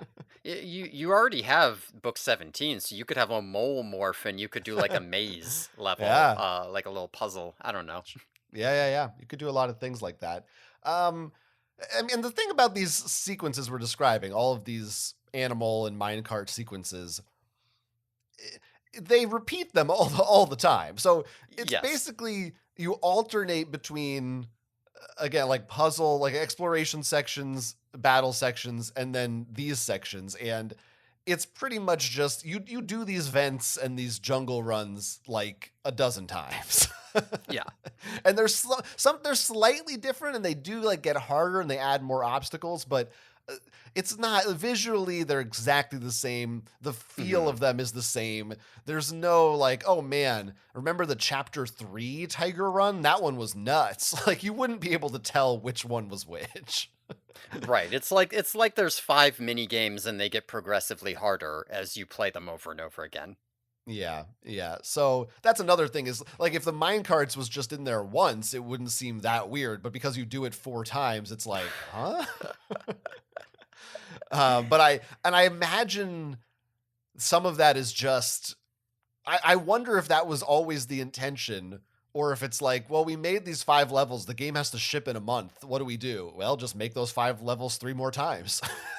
Done. hmm It's probably how it went. Why don't we talk about the battling next? Yeah. Because we haven't touched on the battling at all. Why don't This you is describe the battling? Because it feels like a type of video game battling, but I can't describe it at all. it is truly one of the most baffling elements of this game, of which there are several. hmm So occasionally there's enemies on the map. It's either Hork-Bajirs or Taxons in 99% of the scenarios. I Or guess humans. sometimes, There are humans yeah, who, if you run into them, they'll be like, "Andalites," and then Hork-Bajir will walk up. that is true, which I did once because I just didn't know it was a controller. I was like, can I talk to this Yeah. NPC? No. Yeah, I did the same thing. Great. And then it does a little, it sends you to a battle screen, hmm and you have your 4 Animorphs. Yeah. Now, first you select your morphs, so all of them will Right. have a series of battle morphs that they can do. And you get to pick which one you're going to enter the battle with for each Animorph. As you go around, you can like pick up vials of DNA, um, which Yeah. I guess are like llama, kangaroo, ostrich. Were there any others? I think that was it.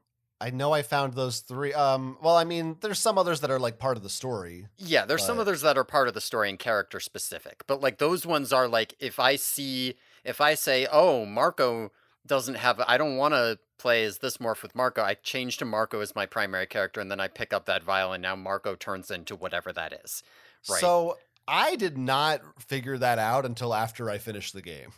Oh, okay, okay. I did not realize that it was dependent on who you were currently playing as Mm. for both that and the combos, which we'll talk about in a minute. Mm, mhm, mhm. Because later on I was like, how come Jake doesn't? I don't find any fucking combos for Jake's stupid tiger. Oh, it's because I never was playing as Jake. I mean, it should have just asked you like, hey, you got Yeah. ostrich. Which character do you want to have the ostrich? But they didn't. Yeah. Now here's the other thing, you said combos. There were also, your characters have combos, right? And they have default combos and combos that you can unlock. You unlock them by finding them in the overworld as that character. I never figured out what any of the hidden combos I unlocked were. I got to a point where I was just like, okay, I looked in the manual and saw the default combos, so I know what I can press. And then I saw that there were hidden ones, and I guess that's what I'm unlocking. So let's just spam buttons till I figure it out because it doesn't tell me what they are. Never once found even one. I th- I think the hidden ones just mean you have to find them. I think if it wasn't on your screen, then you didn't have it. I don't think they were hidden like you What? had to figure it Wait, out. what do you mean on your screen? All right, hold on. Let's explain the battling and Yeah, then we I can talk maybe about yeah, this. explain this to me. So again, for listeners, your Animorphs are lined up in battle morphs against usually 2 to 4 Taxons or Hork-Bajirs. Mhm. And it is not like a Final Fantasy or a Pokemon in the sense that you do not have a menu from which you are choosing an attack. It's not, it looks like a traditional RPG screen, but it's not like a little screen pops up and you go attacks and Jake uses scratch. That's not Mhm. how it is. No. Instead, I liken it a little bit to the game Xenoblade, which is also kind of based on MMO combat, in that it's sort of a mix of real time and turn based. It's not technically turn based, but after an attack, your Animorphs each have a cooldown until they're ready again to do another attack. And then the game will just automatically bring them up for you to tell you it's their turn now, they're ready. Yeah, so it's sort of turn-based, but if you aren't inputting things, you can just skip your turn because you didn't do it in time or something. Right. Um so what you do when a character is selected is you on your keyboard or controller input a combo and that's Mhm. their attack.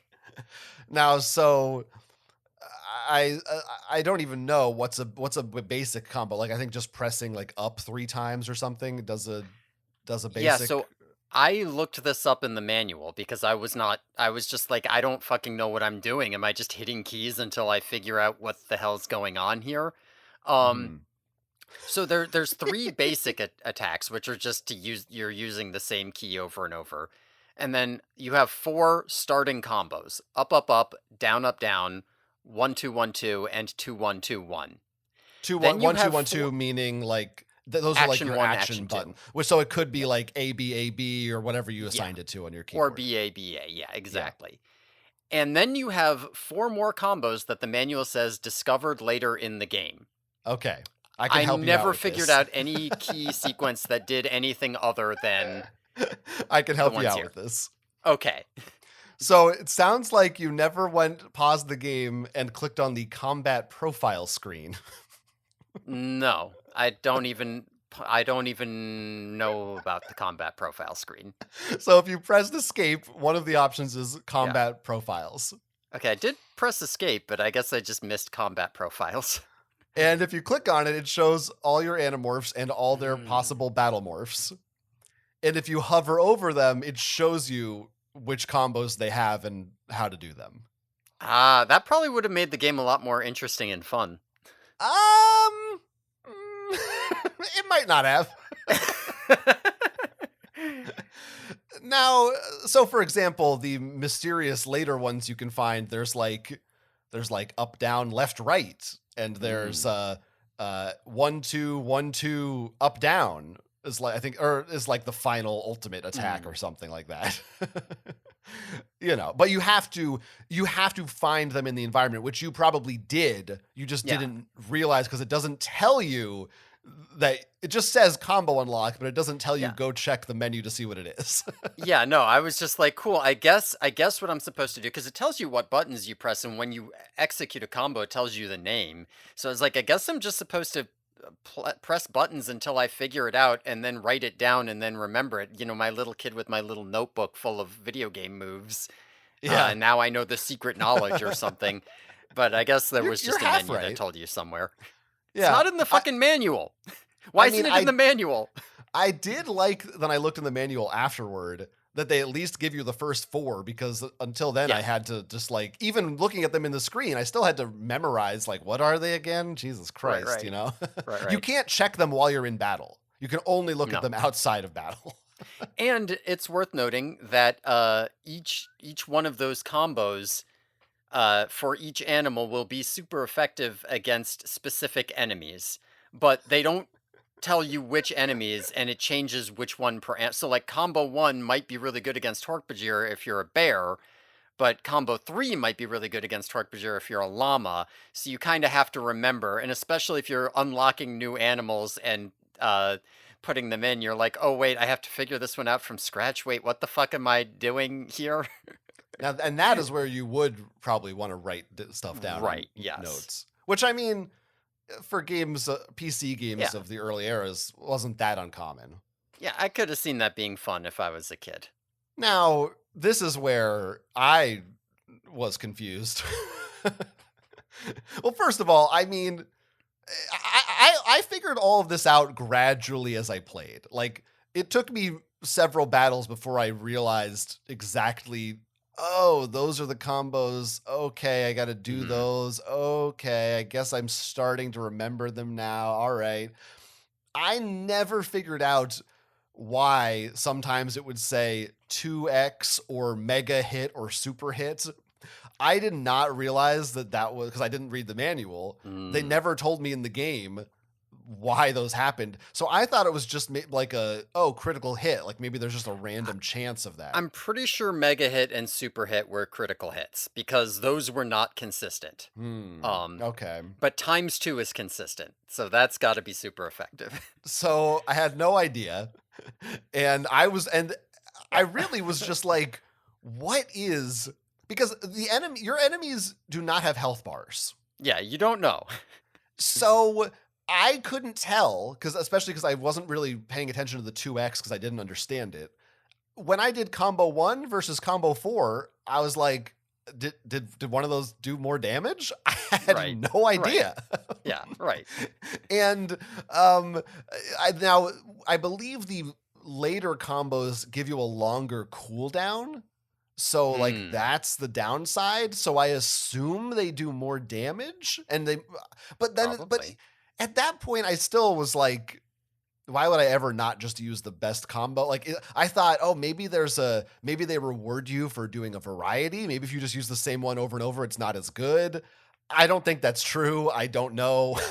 No, I think it probably is something like, yeah, you're gonna get your best overall value from using the big combo with the long cooldown, but if you don't need to use the big value with the long cooldown, you shouldn't. So like if your enemy only has a little bit of health left, you should use a basic attack because it has a very, very short cooldown, except that you don't know how much health your enemy has. Like you just have no idea. Uh None. so, like, you can't actually make those assessments. That was kind of the feeling that I got out of it. Because, like, I was thinking that might be the case, and there is a point where the enemies are at low health, so they start, like, swaying and looking Hmm. weak.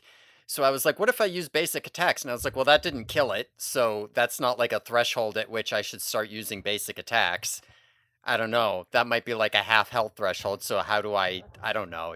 I don't know. I'm just gonna combo them. I don't care. Yeah. Well, this is why I pretty quickly switched to easy mode, Mm-hmm. because it's just so mindless. I mean, literally by the end of the Yeah. game, I just would look at my phone and just input combos with my left hand and press the enter key or whatever, like as I was Right. looking at my phone, because it just doesn't matter what you Right. do. It's just FC, FC. I mean, that was my, I had mine on F and C, so I was like FC, FC, FC, FC, C, FC, F. I don't know. Let's go with the up, down, left, right. Why not? Who the Yeah. fuck cares? No, Doesn't I mean, matter. on easy mode, you basically can't lose a battle. It's But it basically was just impossible. like I just looked at it and was like, there's not a like I normally if I'm playing a game, I always Yeah. go with the normal mode. But there was just no it wasn't more interesting. It just was going to take longer because they were just going to have more health.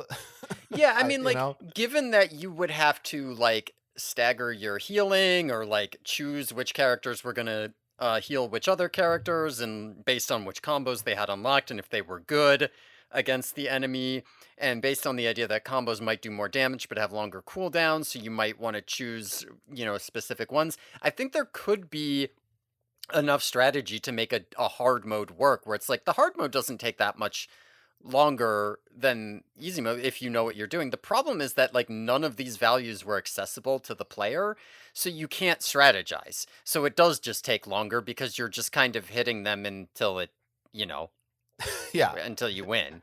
Like if you knew what was happening, you could formulate a strategy and then that would be interesting, but you don't. No, you just don't know what's going on. Yeah. I and yeah, like you said, you can also feed people energy bars. Your health does Mhm. recover at the end of a battle. And also Mhm. the other thing about the battles, there's there is no experience system. Mhm. There you get no rewards for completing the battle other than Yeah. progression when it's necessary. So there's it just is busy work. It's just Yeah. here's some stupid shit I got to do. This was by far my least favorite part of the game. I hated these battles because they're just Oh so yeah. tedious. They were quite boring. They were very boring. And yeah, like you said, like it felt more like the battles were punishment. Like the idea is like there's a bunch of Yeah. controllers roaming around here and you're really not supposed to interact with any of them, right? Like you might have to win one battle once to progress, but otherwise you just avoid them because if you don't avoid them then you have to do this boring shit.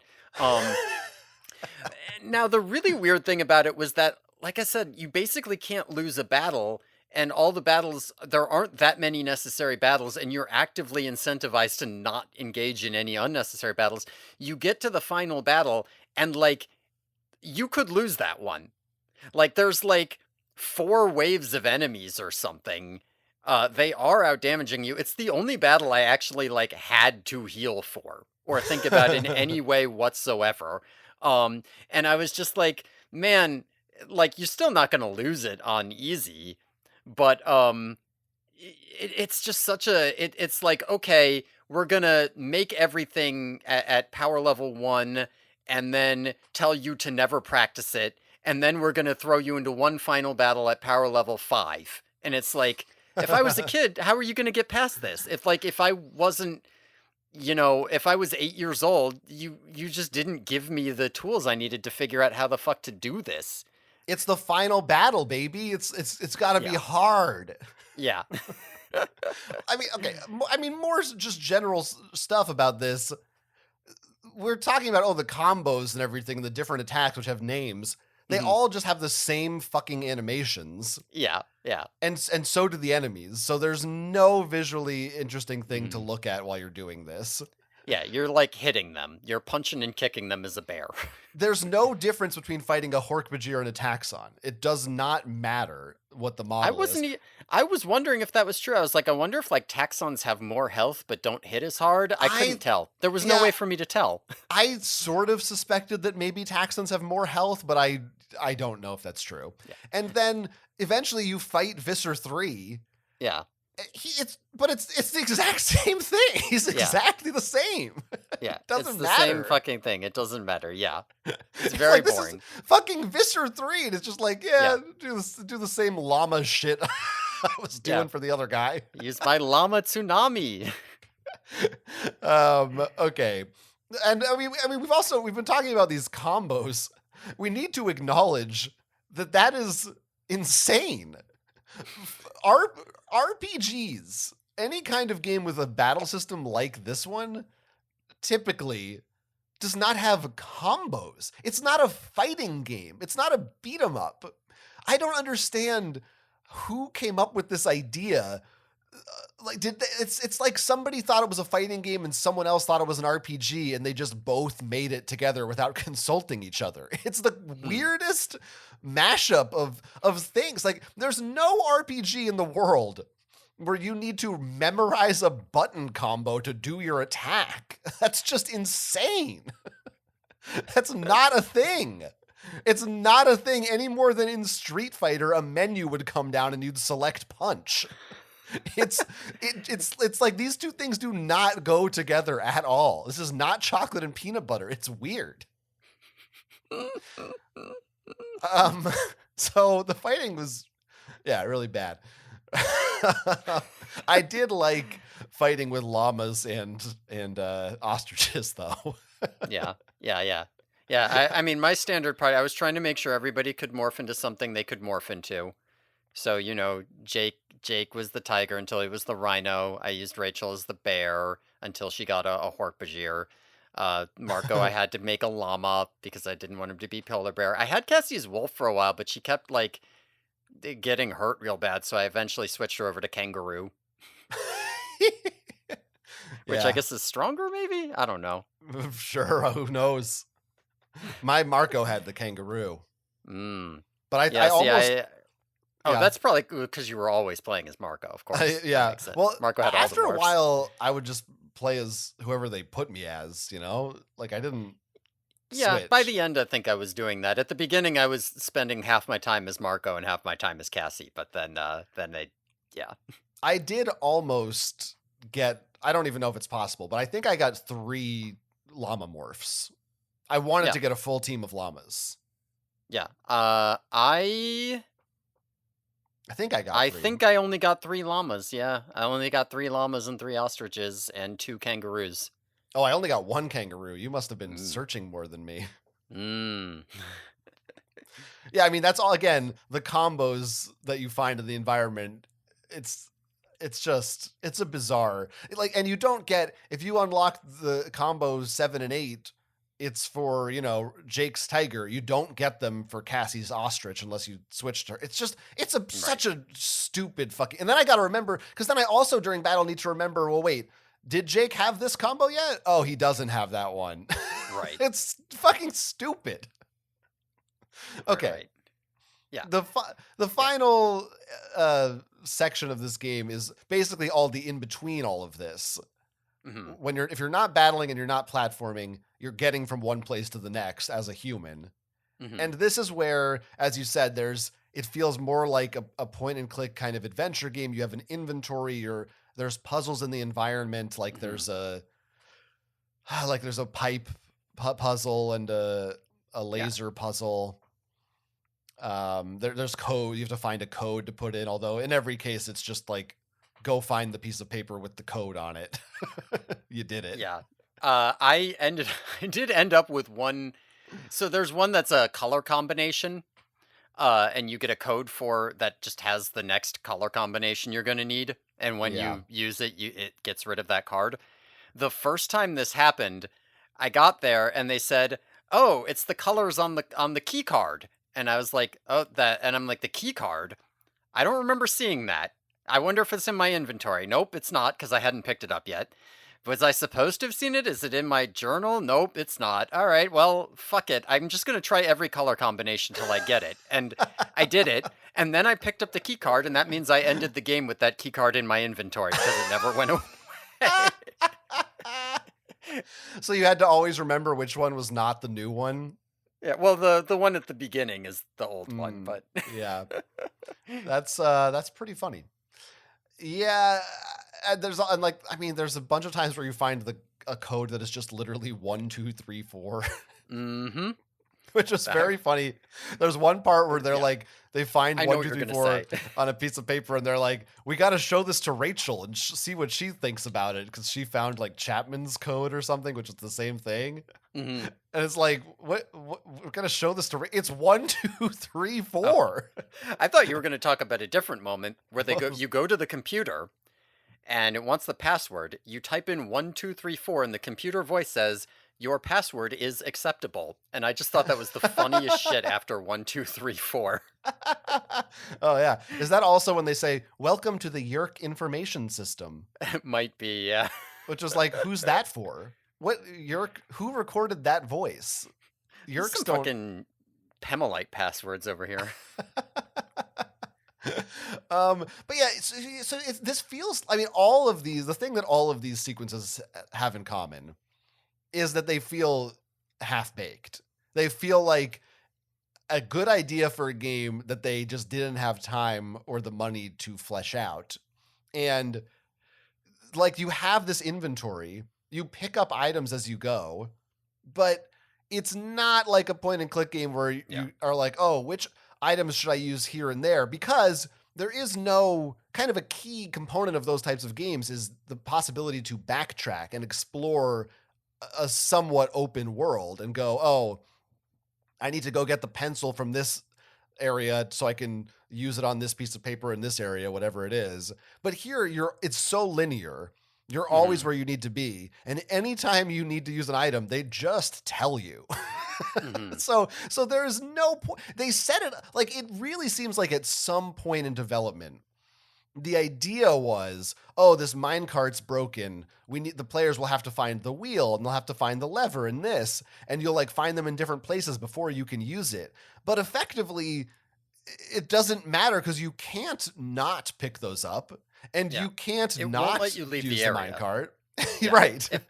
Yeah, like you'll be walking around and and it'll just be like, "All right, it's time to go." And then you'll go to leave and they'll be like, "I think there's something I have to do." And you'll be like, "What the fuck do I have to do?" And you'll walk around until you see a random lever on the ground and Jake will be like, "Oh, that lever, we should take this with us." And Marco will be like, "Why are we just picking up random trash?" And Jake will be like, "I'm sure we'll use it." And then you can leave.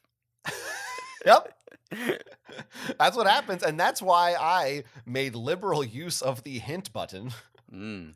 which just shows you where you're supposed to go next. Because oftentimes I'd just be sitting in the school or whatever, and I'm walking around and I'm like, I don't know what, do you want me to leave? Do I pick something up? And then I'd press H for hint and it'd just be like, yeah, look, this little patch of forest in the parking lot that didn't look like anything. That's the exit. And I'm like, okay, I don't need to be wasting my time fucking around the map here. I'm just going to let Mhm. you tell me where to go because this is stupid.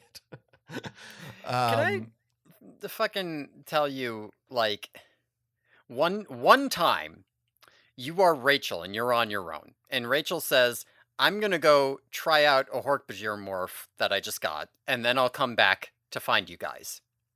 Or right. Yeah. and so I go and I go and I try out my Hork-Bajir morph. And I go, "Okay, am I supposed to do anything else on this map?" I press hint, it shows me to the exit to the map, and Rachel's voiceover says, "I don't need to go," or "I said I'm not going there. I got things to do here."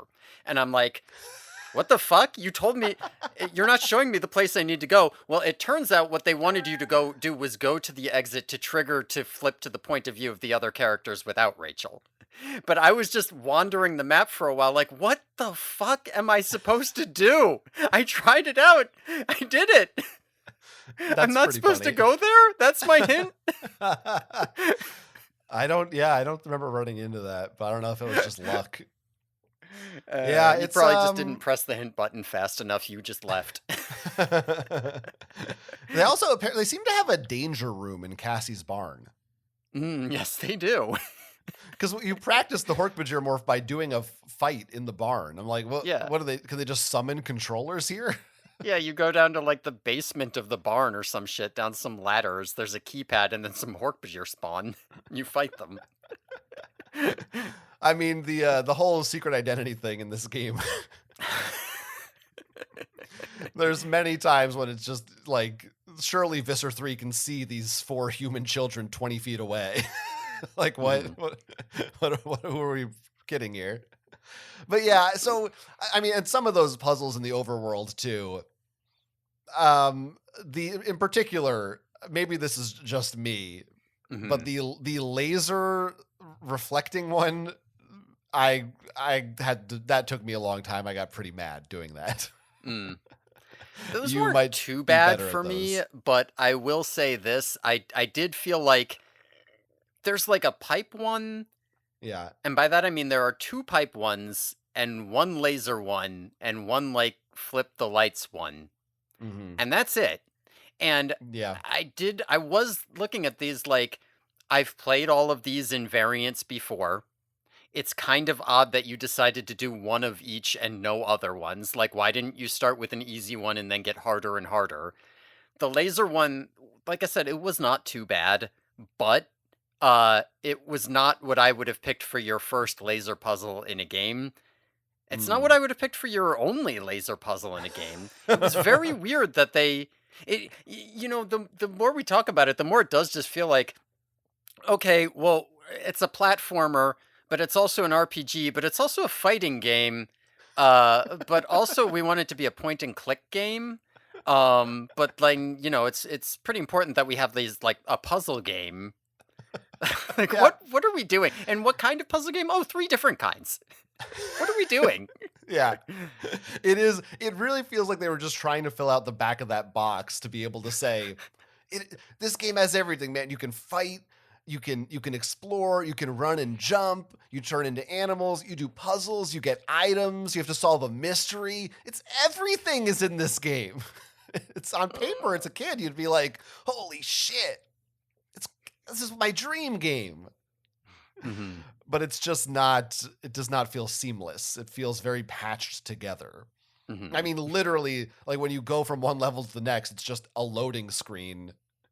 There's Yeah. no it doesn't even fade in and out. It's really jarring sometimes. Yeah. Yeah. It's a bizarre thing.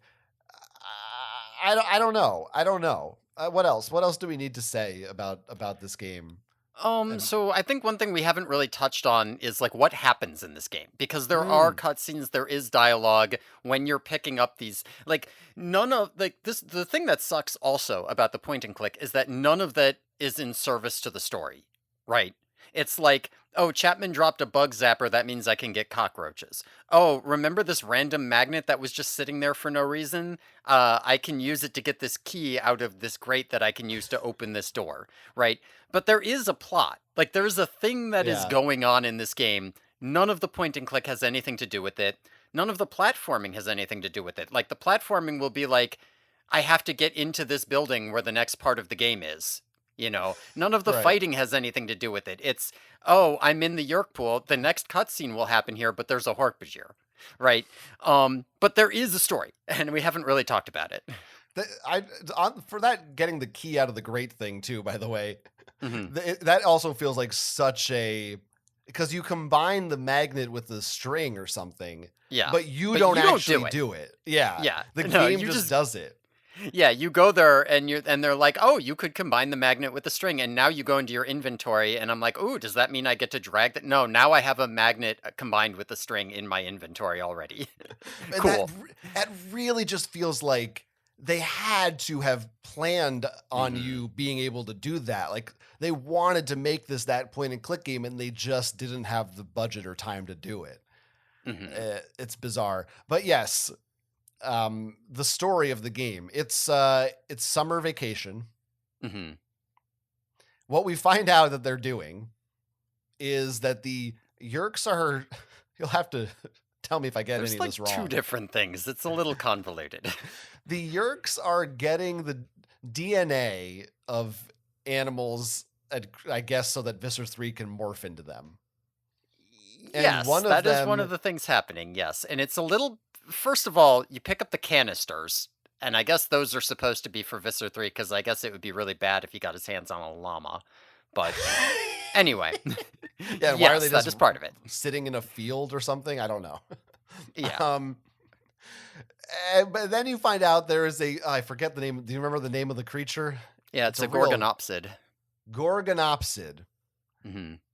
He has the DNA of a Gorgonopsid, which was I don't know. Is it a dinosaur or It's not? like a big It's a cat, like a prehistoric yeah, creature. it's like a saber-toothed tiger type Was thing-ish, it like a kind of. cat? I didn't get a cat vibe from it. Well, it's not actually a cat, Okay. but it's Sure. like that, It if looks I'm I not mean, mistaken. It looked. I mean, I think is this one of those things where we don't really know what it looked like? Probably. No, no, no. I do think it's one of those things where it doesn't look like it looks in the game. Well, because like technically we don't know what a T Rex really looked like. You know what I'm saying? Like, I is it like mean, that? technically. Yeah, okay, yeah, here we go. Extinct clade of saber-toothed Oh yeah. therapsids from middle to upper Permian. Okay, so it's yeah, so it's not like a saber-toothed cat. This okay, so this is earlier than I thought. Yeah, this is a yeah, okay.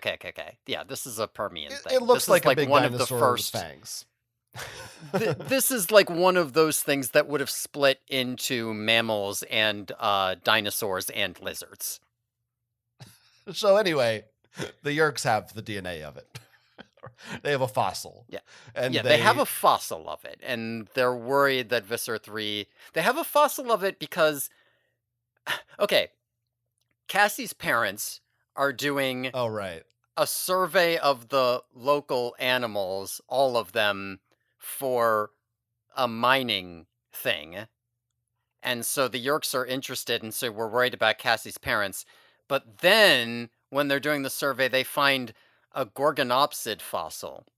So now Cassie's parents are interested in paleontology and they drop the entire thing. And I guess that's why there's a mine cart, but I kind of forgot Yes. about the mining thing because we got more interested in the fact that there was a Gorgonopsid fossil that Visser 3 might try to acquire the fossil. And then we forget about Cassie's parents too, and then Jake acquires the fossil instead, and you get a Gorgonopsid morph. You sure do, which is cool. He has Um, attacks like Dino yeah. Fury and shit. Yeah, he when he fucking tries to morph it, he, like, has trouble with it, and I thought maybe it was because it was a fossil, but they imply that it's because it's from the past, and there's a part where he says that trying to morph into it felt like going back in time? Yeah. Uh, one of the home screen images in this game is the, "In the Time of Dinosaurs" book cover, so I wonder if they were just like, "There's dinosaurs in Animorphs." Yeah. I I don't know what to make of any of that. I don't know. It doesn't really matter. Like the story is not good. It's like Yeah. that's the story basically. Well, Then they fight Visser 3. Like there's no. there's another thing that's going on too, though, because after they do the Gorgonopsid, they go down to the Yerk pool, and Visser 3 has a new alien species that he's infesting and using to fight them. Oh wait, you mean in the boss battle or you mean Yeah, earlier? yeah. Well, they don't show up till the boss battle, but there's all this talk about, like, what are these big Oh, cages for? Oh, there must be a new alien species. Hey, I got this picture of this species they're infesting, and then in the boss battle, they bring them out. I gotta They're like tell you. weird blue slimy things. Oh, that's what those were. Okay. Okay, I now I didn't. don't feel so bad for being like I only barely was cognizant of what was happening in this game. It seems like that wasn't because I was bad at video games. I did not make that connection. I like remember them being like, "Oh, these big cages are empty. I don't know what goes in there." But then in the boss fight, it's not like they go, "Oh, it's those things." Like No. things just come out and I'm like, "Okay, I'm fighting these things, I guess." Like I didn't even Yeah. consider what they were. I was trying to figure out if they had a name, but I don't know. Oh man, yeah, I have no idea. I thought you meant at first Visser 3's morph at the end, which is just just a regular crazy multi-headed Visser 3 morph. Yeah, yeah, it's like the 8 head, 8 arm and 8 Yeah. leg thing, but I think it might be 4 4 and 4 and it doesn't shoot fireballs. I don't know, it's a big thing. Yeah. Yeah. The story doesn't matter. I mean, this is what I'll say. Mhm. The voice acting is pretty good. And like Yeah. the writing in terms of the dialogue is feels fairly true to the characters. Yeah, I agree. And even like all the voices I thought fit well, I thought sounded good. Marco, look, he's funny. Yeah, Marco is funny. He's funny in this game. I Mhm. can't deny it. I So can't so like on that level, that's something. That's yeah. fine. Yeah. But like the plot itself, It's just we went here, now we go here. Like the Mhm. back of the box says, "Oh, you'll try to solve a mystery." Yeah, yeah, At, yeah, yeah. at no point is that required of you. Yeah, I mean, I was still looking at it though and being all like, "Okay, we broke into Chapman's office. We overheard Visser 3 at a sharing meeting. We came back and had a barn scene. There were a bunch of Animorphs dialogue things. And then at the end, some crazy new alien showed up. Or maybe there was a crazy go back in time thing. It didn't really make sense. It all got chaotic and then it's over." And I'm like, honestly, that's a book, right? That's a book. That's an Animorphs book. Yeah, yeah, not far off. The thing that confuses me so much about the setting of this game, Hmm. Axe is not here. Yeah. We don't even get a reference to Axe. It seems clear they haven't met Axe yet. Hmm. However, there is a reference later on to Marco's mom being Visser 1. Hmm. Although I think they just say that she's a controller. They're like not Yeah, specific. they do that, but then also Marco is characterized a lot more like pre book 5 Marco. Like Marco does a lot more being like, I don't know if we should do this, guys. I'm too hesitant in a way that he didn't do Hmm. nearly as much like once he got like it was odd. Like they kept later book lore, but it felt more like early book Marco in a way to me. It's very confusing, and again, for this having come out in 2000, like mid-series, it's like Hmm. I guess they just, the developers were like, I read the first couple. I think I get it. you know? But, and then somebody was like, there's Marco's mom. I don't know. Throw that in there, I guess. Tobias in this game. I mean, this is one of okay, Axe not being in it, I sort of get like maybe you don't want to Hmm. animate an Andalite, which by the way, Visser 3 Andalite looks weird and bad. The I stock like eyes him. the stock He eyes does look look like weird and bad, but horns. They're not like stock eyes. It looks like they have big antlers with eyes on the end. It's weird. he looks Um, ridiculous. I'm a the fan. It's the stupid. the Hork-Bajirs and Taxons I thought looked okay. Yeah, and I did like that there were multiple. There were like super Hork-Bajir and super Taxons too. Sure. But what was I? Oh yeah, so like okay, there's Mhm. no axe, fine, I get it. Tobias is in the game. He teaches you the tutorial, and occasionally he'll have dialogue and say there's something up ahead or whatever while they're talking. Mhm. He's also constantly on the side of the screen, Yeah. even though you cannot select him. He's his portrait as a hawk is always there throughout the entire game, Yeah. just to remind you there is a fifth one. Yeah. Sometimes he's flying around in the level and you can Oh hear yeah. like sear at you. I thought sometimes maybe he was flying around where you were supposed to go, but I Mm. don't think that's true. Sometimes he voices over the hints. Like if you press hints, you'll Tobias will be like, "I Hmm, think I see something over there." right. But he does not join the battles. Hmm. Why? Why? Yeah. There's why? You never get to play as him. And also, like, the most insulting part of it, as we said, there's multiple flying Yeah. sequences. You play as a bat and an owl and never as a hawk. Yeah. Like, what the fuck? It's, he's in the game. You've got a bird on the screen the whole game. Why the fuck do you play as him? Yeah. What's he No, doing? Tobias is like always the idea of Tobias is always present, but he's not actually in the game. It seems like from the big setup of the game that he is the leader of the Animorphs and not Jake. Because he's the one who Mm. teaches you the whole tutorial, and it felt like early on he was the one going, guys, we got to go here, and you should use this morph. So it was. I never felt like Jake was making the decisions. Tobias is your guy in the chair. He is. He's that guy in the chair. Just bizarre. Just like it's just so weird how that all came together. That they must have read some books and not others. It's just all this shit hobbled together. Hobbled, cobbled. I don't know. It's obbled at any rate, and it kind of just turns into a mush. So, did you like the game? I feel like it's going to be hard for me to have an opinion on that. Just because I don't play games. Like I think overall my assessment is I don't really like playing video games that much. There, I please, mean the. please do not base your video game experience off of this. Well, I mean, the part of the other issue is that I don't know. I don't mind video games that are more menu based where it's like, okay, solve a puzzle and you don't have there's no such thing as reaction time or controls. I don't mind video games that are environmental where you get to wander around. I don't mind video games that are entirely mechanically based so that I'm just trying to do a thing and I don't give a shit about the background or anything else.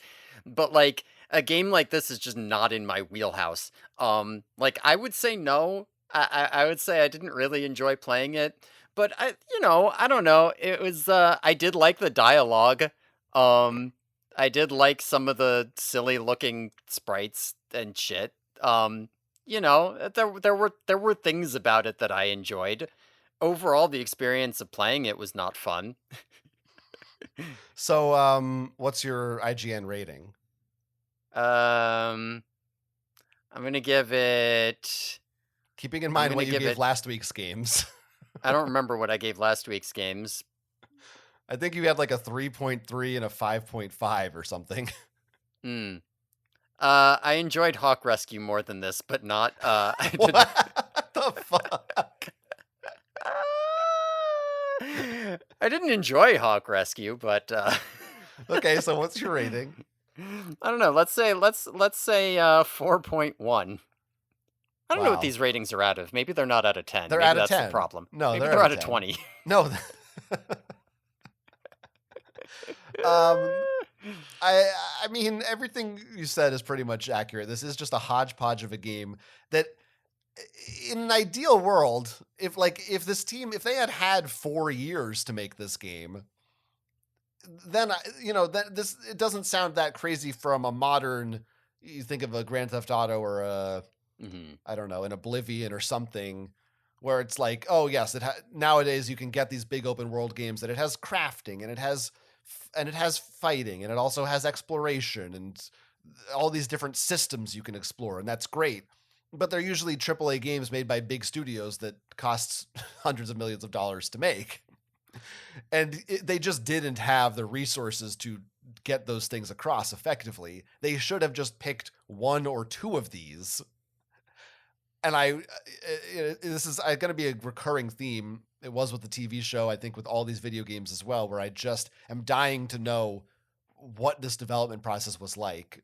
Hmm. What was the vision here? Yeah. How did it come together this way? Did they have to just cut themselves off at some point and go good enough?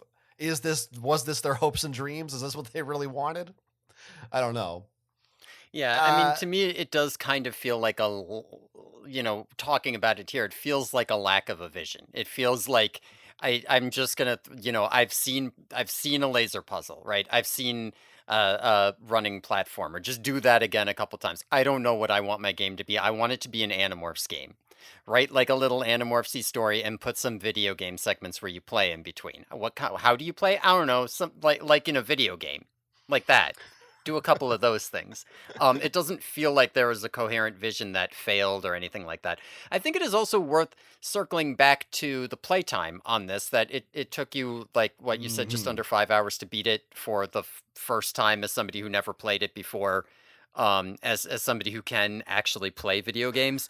And I think that illustrates your point. Like, the sheer number of different things that we have brought up that are in this game squashed down into 5 hours.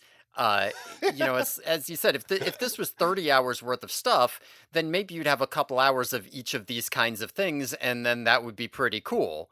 But it's not. So you have you know, maybe 15 minutes of some of these kinds of things, and why is that there?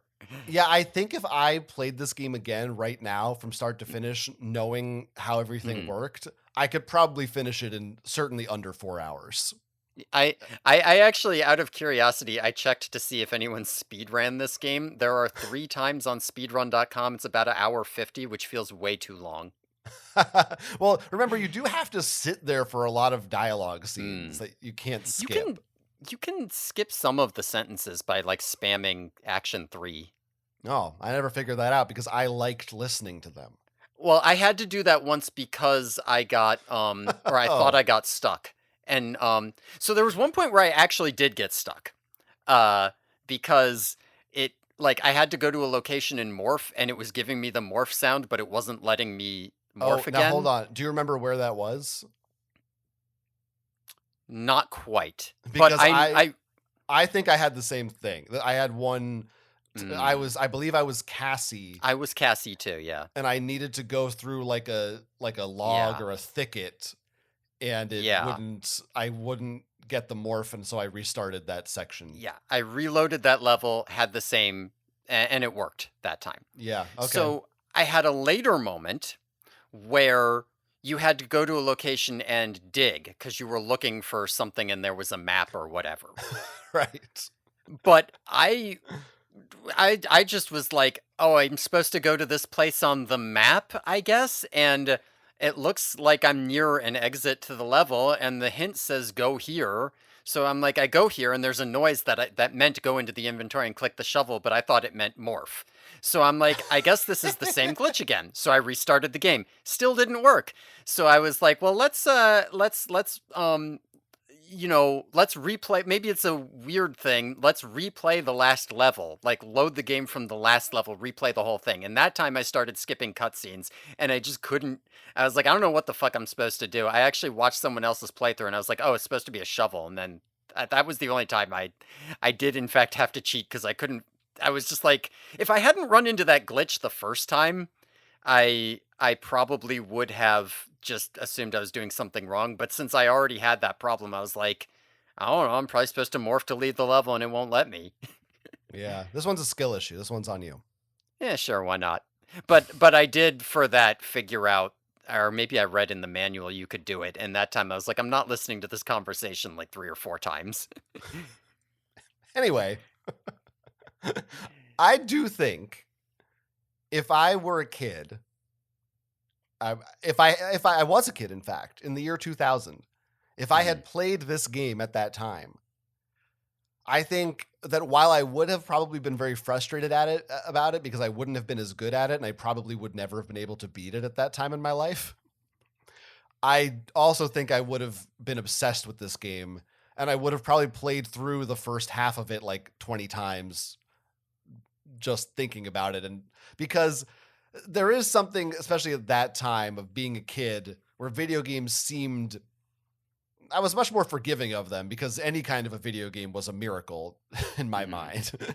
And being able to, as we said, run around Cassie's barn, to be a tiger or a gorilla, to fight Hork-Bajirs, even if it didn't really make sense, just hearing the voices and like I would just run around the environments thinking maybe I'll find something even if I didn't. And I think I would have really enjoyed this game as a kid. I don't know if that's true for today's kids or if it's more Right. specific for the expectations of video games at that time. I do think I So agree with you. I think I would have had a similar experience to what you're saying. Like, because you might be like, but aren't you bad at video games? And the answer is no, I'm only, the thing is, I was probably about as good at video games as you were when I was 10. It's just I haven't gotten better. So, like, you know, I think it would have been the same. now playing it today, if it took me 15 hours to play this, I would not be happy. I think 5 hours is the correct amount of time, if not a little too long, to spend with this game. Hmm. My rating is 6.2. Okay. I think it's a 6.2. It's there's something there. It just didn't come together. It's a huge mess. I, again, I probably would say if you're an Animorphs fan, you don't need to play this one, but it is more interesting. Maybe at least watch a playthrough, either some R footage or on YouTube. You can just find playthroughs of it because it is sort of interesting to see what the fuck's Hmm. going on here. A few other little notes I wanted to say about it. I like the morphing animation and sound is pretty incredible. Whenever someone morphs, they go, uh. Yeah, I do like it. That was fun, morphing, and having the weird, awkward sound with the weird, Moaning. like, crackling. Very strange. This is, I think, the maybe the first and only official source where I have heard them say At least, I think they only say the word once, and it's like late in the game. But they say Hork Bajir with a soft J. I think don't they do that in the TV show too? Did they? I couldn't I thought they remember. did. I don't remember. But you can't be trusted as a source because your brain is polluted. But either way, I did note it. But it also was weird because I felt like it took them so long before they ever actually said what those things are. Strange. Each of the character, or not each, I think just Cassie and Rachel maybe have the Animorphs logo, the A emblem on their clothing, like a patch, which I think is funny. Yeah, I believe in the end, Marco gets them a T-shirt that says like "I survived summer and all I got" or whatever, but they show you a graphic of a shirt with an Animorphs logo on it. That is correct. That is your Once reward for again, confirming that is their real logo, right. Somebody designed canonically. that. Yeah, like And how Rachel or they Marco or somebody. when you say they show a graphic, literally like a PowerPoint presentation square pops up with a t-shirt on it. It's not Yes, like the character doesn't take it out and put it on. I may have oversold it by saying a graphic pops up. Which is also in the tutorial when he's like, this is a Hork-Bajir or whatever. This is Chapman. It's just a thing on the screen. It's Chapman looks great, by the way. very lazy. Chapman looks good. Also, Tobias doesn't ever explain why he's a hawk. The game never. They painstakingly go out of their way to explain Animorphs to you, but if you didn't read the books, you would have no idea why he's a bird. They don't tell you. Okay.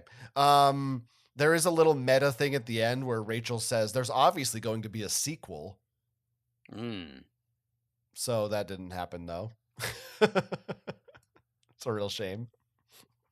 Marco also says he gets Tobias a Yerk Cavern themed birdcage as a present. I believe, and I don't know if it's the same conversation, but he references Christmas, which I thought was significant because I feel like they don't ever reference any holidays in the books.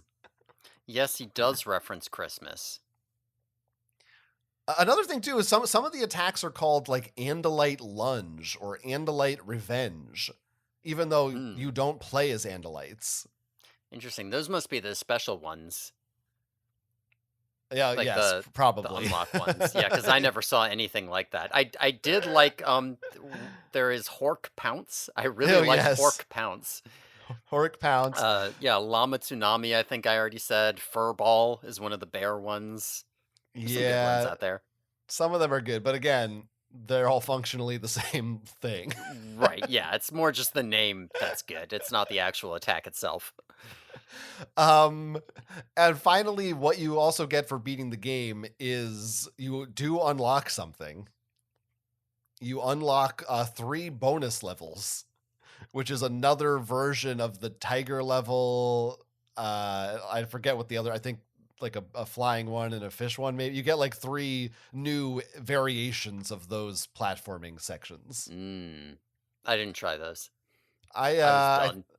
I tried like a tiger one just to see, and what I did, I was like, okay, whatever, I don't care. But did you at least see the cute little joke in the credits? I did, yeah. Where it comes up and it says like we can't tell you our names or where we work at the top. Right. And then they're like, whatever, we're just video game makers, haha. Screw it. Yeah, it's fine.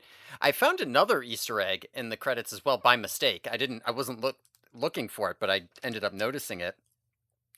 So when there's a part where you have to infiltrate an office building, right?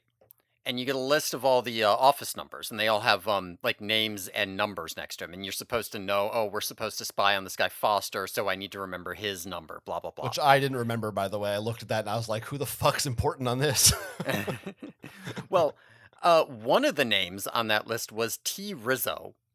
And I was like, that's a great fucking name. T. Rizzo. What a good name. So that name stuck in my head. Well, it turns out that Teresa Rizzo was one of the voice directors.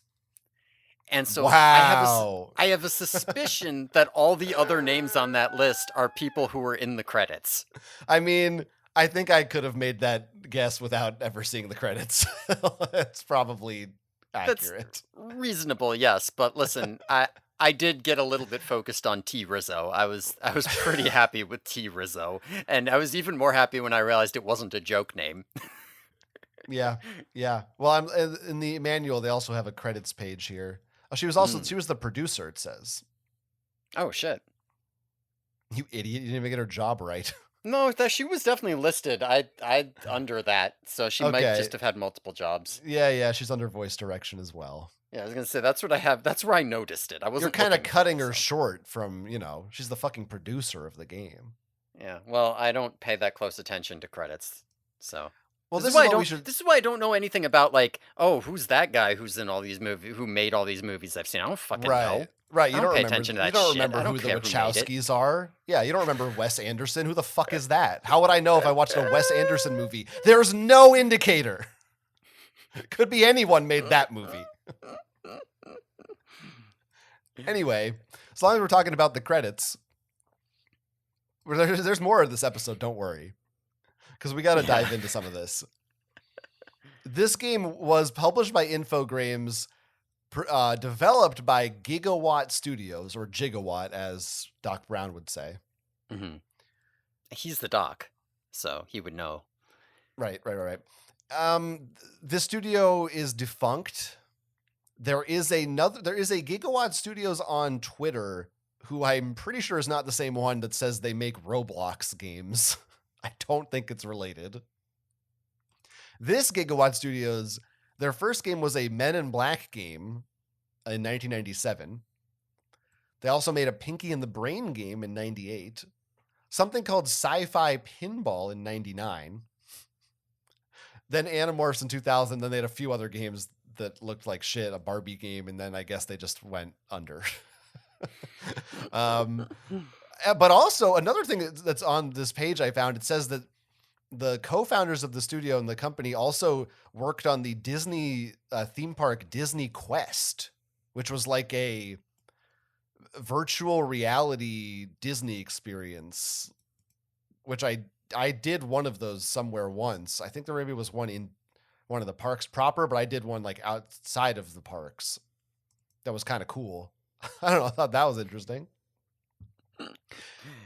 The here's another voice time. I don't know if you looked at the credits for the game, like the voice acting credits. Did briefly, but I don't really remember what it said. A lot of them like do a lot of video game voice acting work and cartoon voice acting, and seem to get decent work still. Hmm. One, I think I'll just point out one. Renee Mujica, I'm gonna guess, who does Okay. the voice of Marco. He went on to do the voice of Ramon Salazar in Resident Evil 4. Cue So email.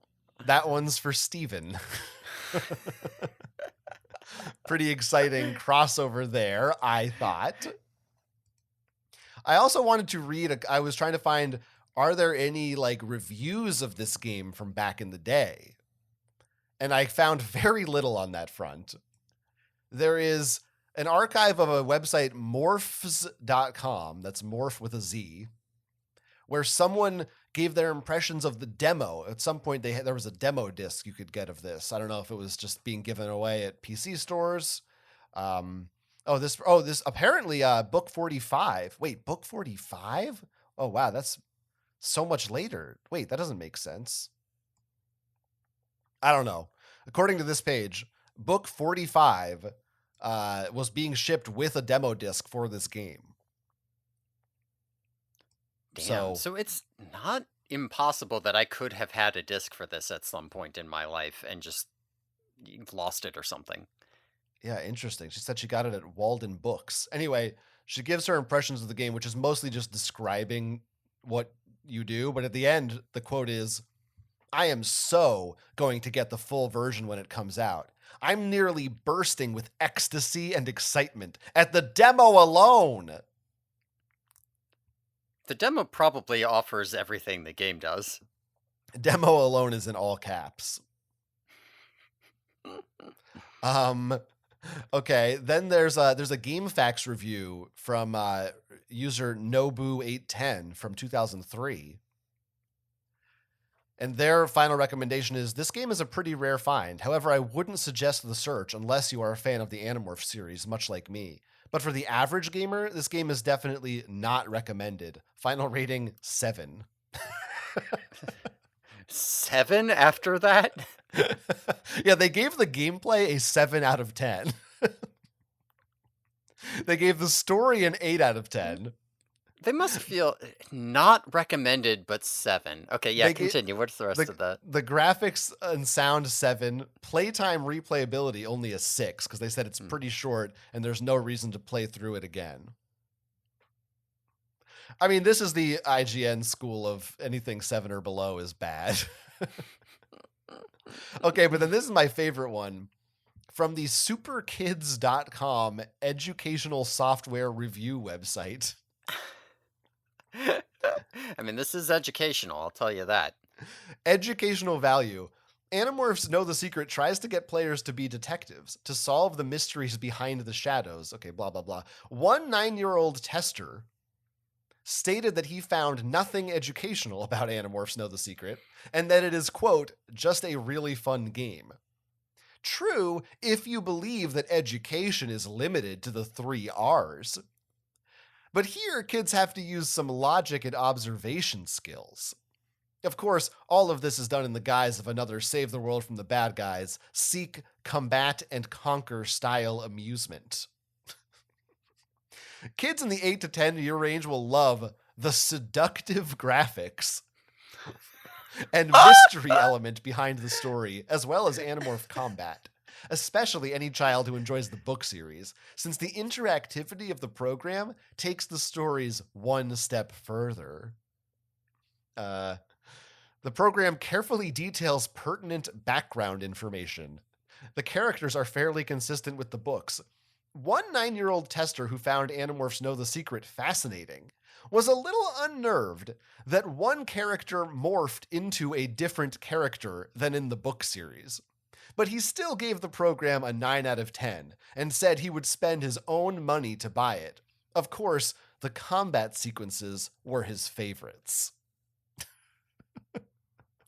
I think they had one 9-year-old tester for this. Also, Who when can they say say? one character morphs into a character, they didn't. I think what they mean is Rachel morphs into a gorilla, and it should have been it should have been Marco who morphs Yeah, into a gorilla. 100%. I don't think gorilla is a character. It is so funny. They couldn't just say animal. They're like, parents won't understand.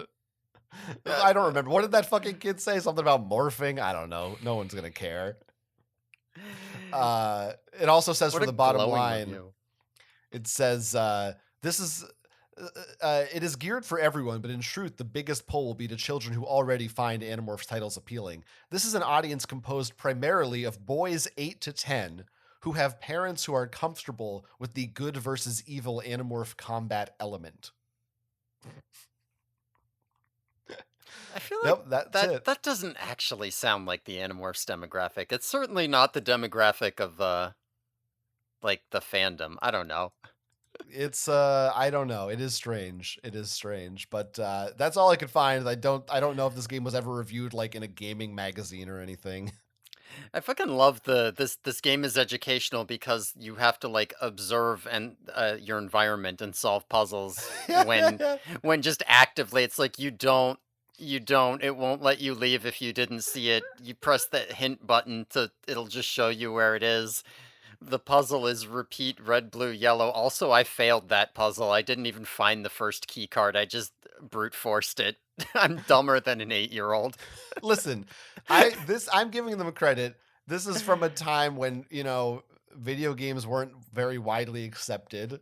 This is a Mm. positive piece saying, look, video games are good. They can be, even the silly ones can be good for kids. I'm endorsing that. I'm not going to knock them for that. I like that. Well, yeah, maybe this just wasn't the game for it. I don't know.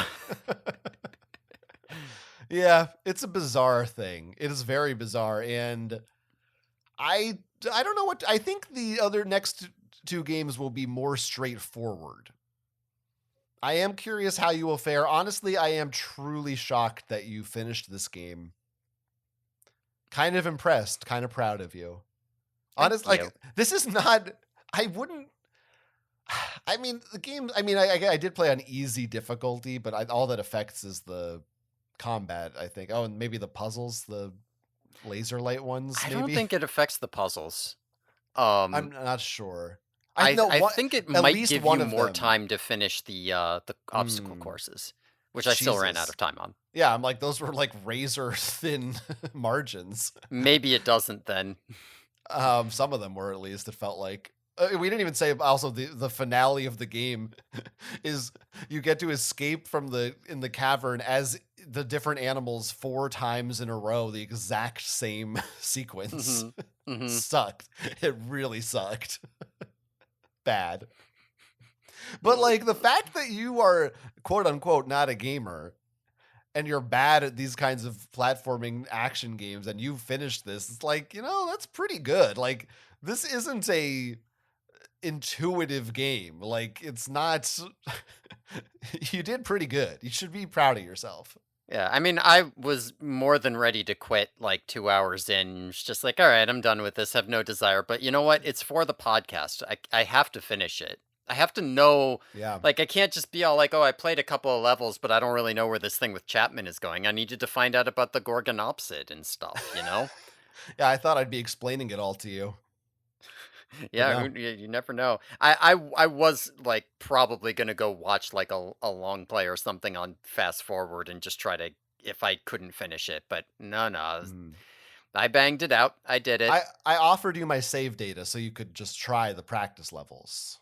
But that But wouldn't have you told me like I already the practice levels were just the regular levels, but or the early levels, but harder. That wouldn't but I have helped think me know about the game. I needed to know what happened. no, I think at the point though that we had talked, you hadn't done the Mm, flying or swimming levels I think you're right. or the Yeah. mine cart. Like there was stuff still. I think it lets you do the battle. Like you could have done the final battle just to see it. hmm Okay, hmm anyway. That's Animorphs Know the Secret. Listeners, if you have thoughts or feelings about this game, has anyone played this? What do you think about it? Email us, theyerkyboys@gmail.com. Over under bets on whether I can finish Shattered Reality in a week. I bet you can. And if you could do this, I think you could do anything. You can also get our Thank you. Patreon, patreon.com/theyerkyboys. This week, our bonus episode, we are going to be covering the anime series Parasite: The Maxim. So if you're a Japan head, if you're a Japanophile, or any kind of a file, you'll want to head over to the Patreon. You can follow me online at jonathanestis.com to see what else I've got going on. Follow me on Blue Sky at Quentz. Thanks everyone for listening.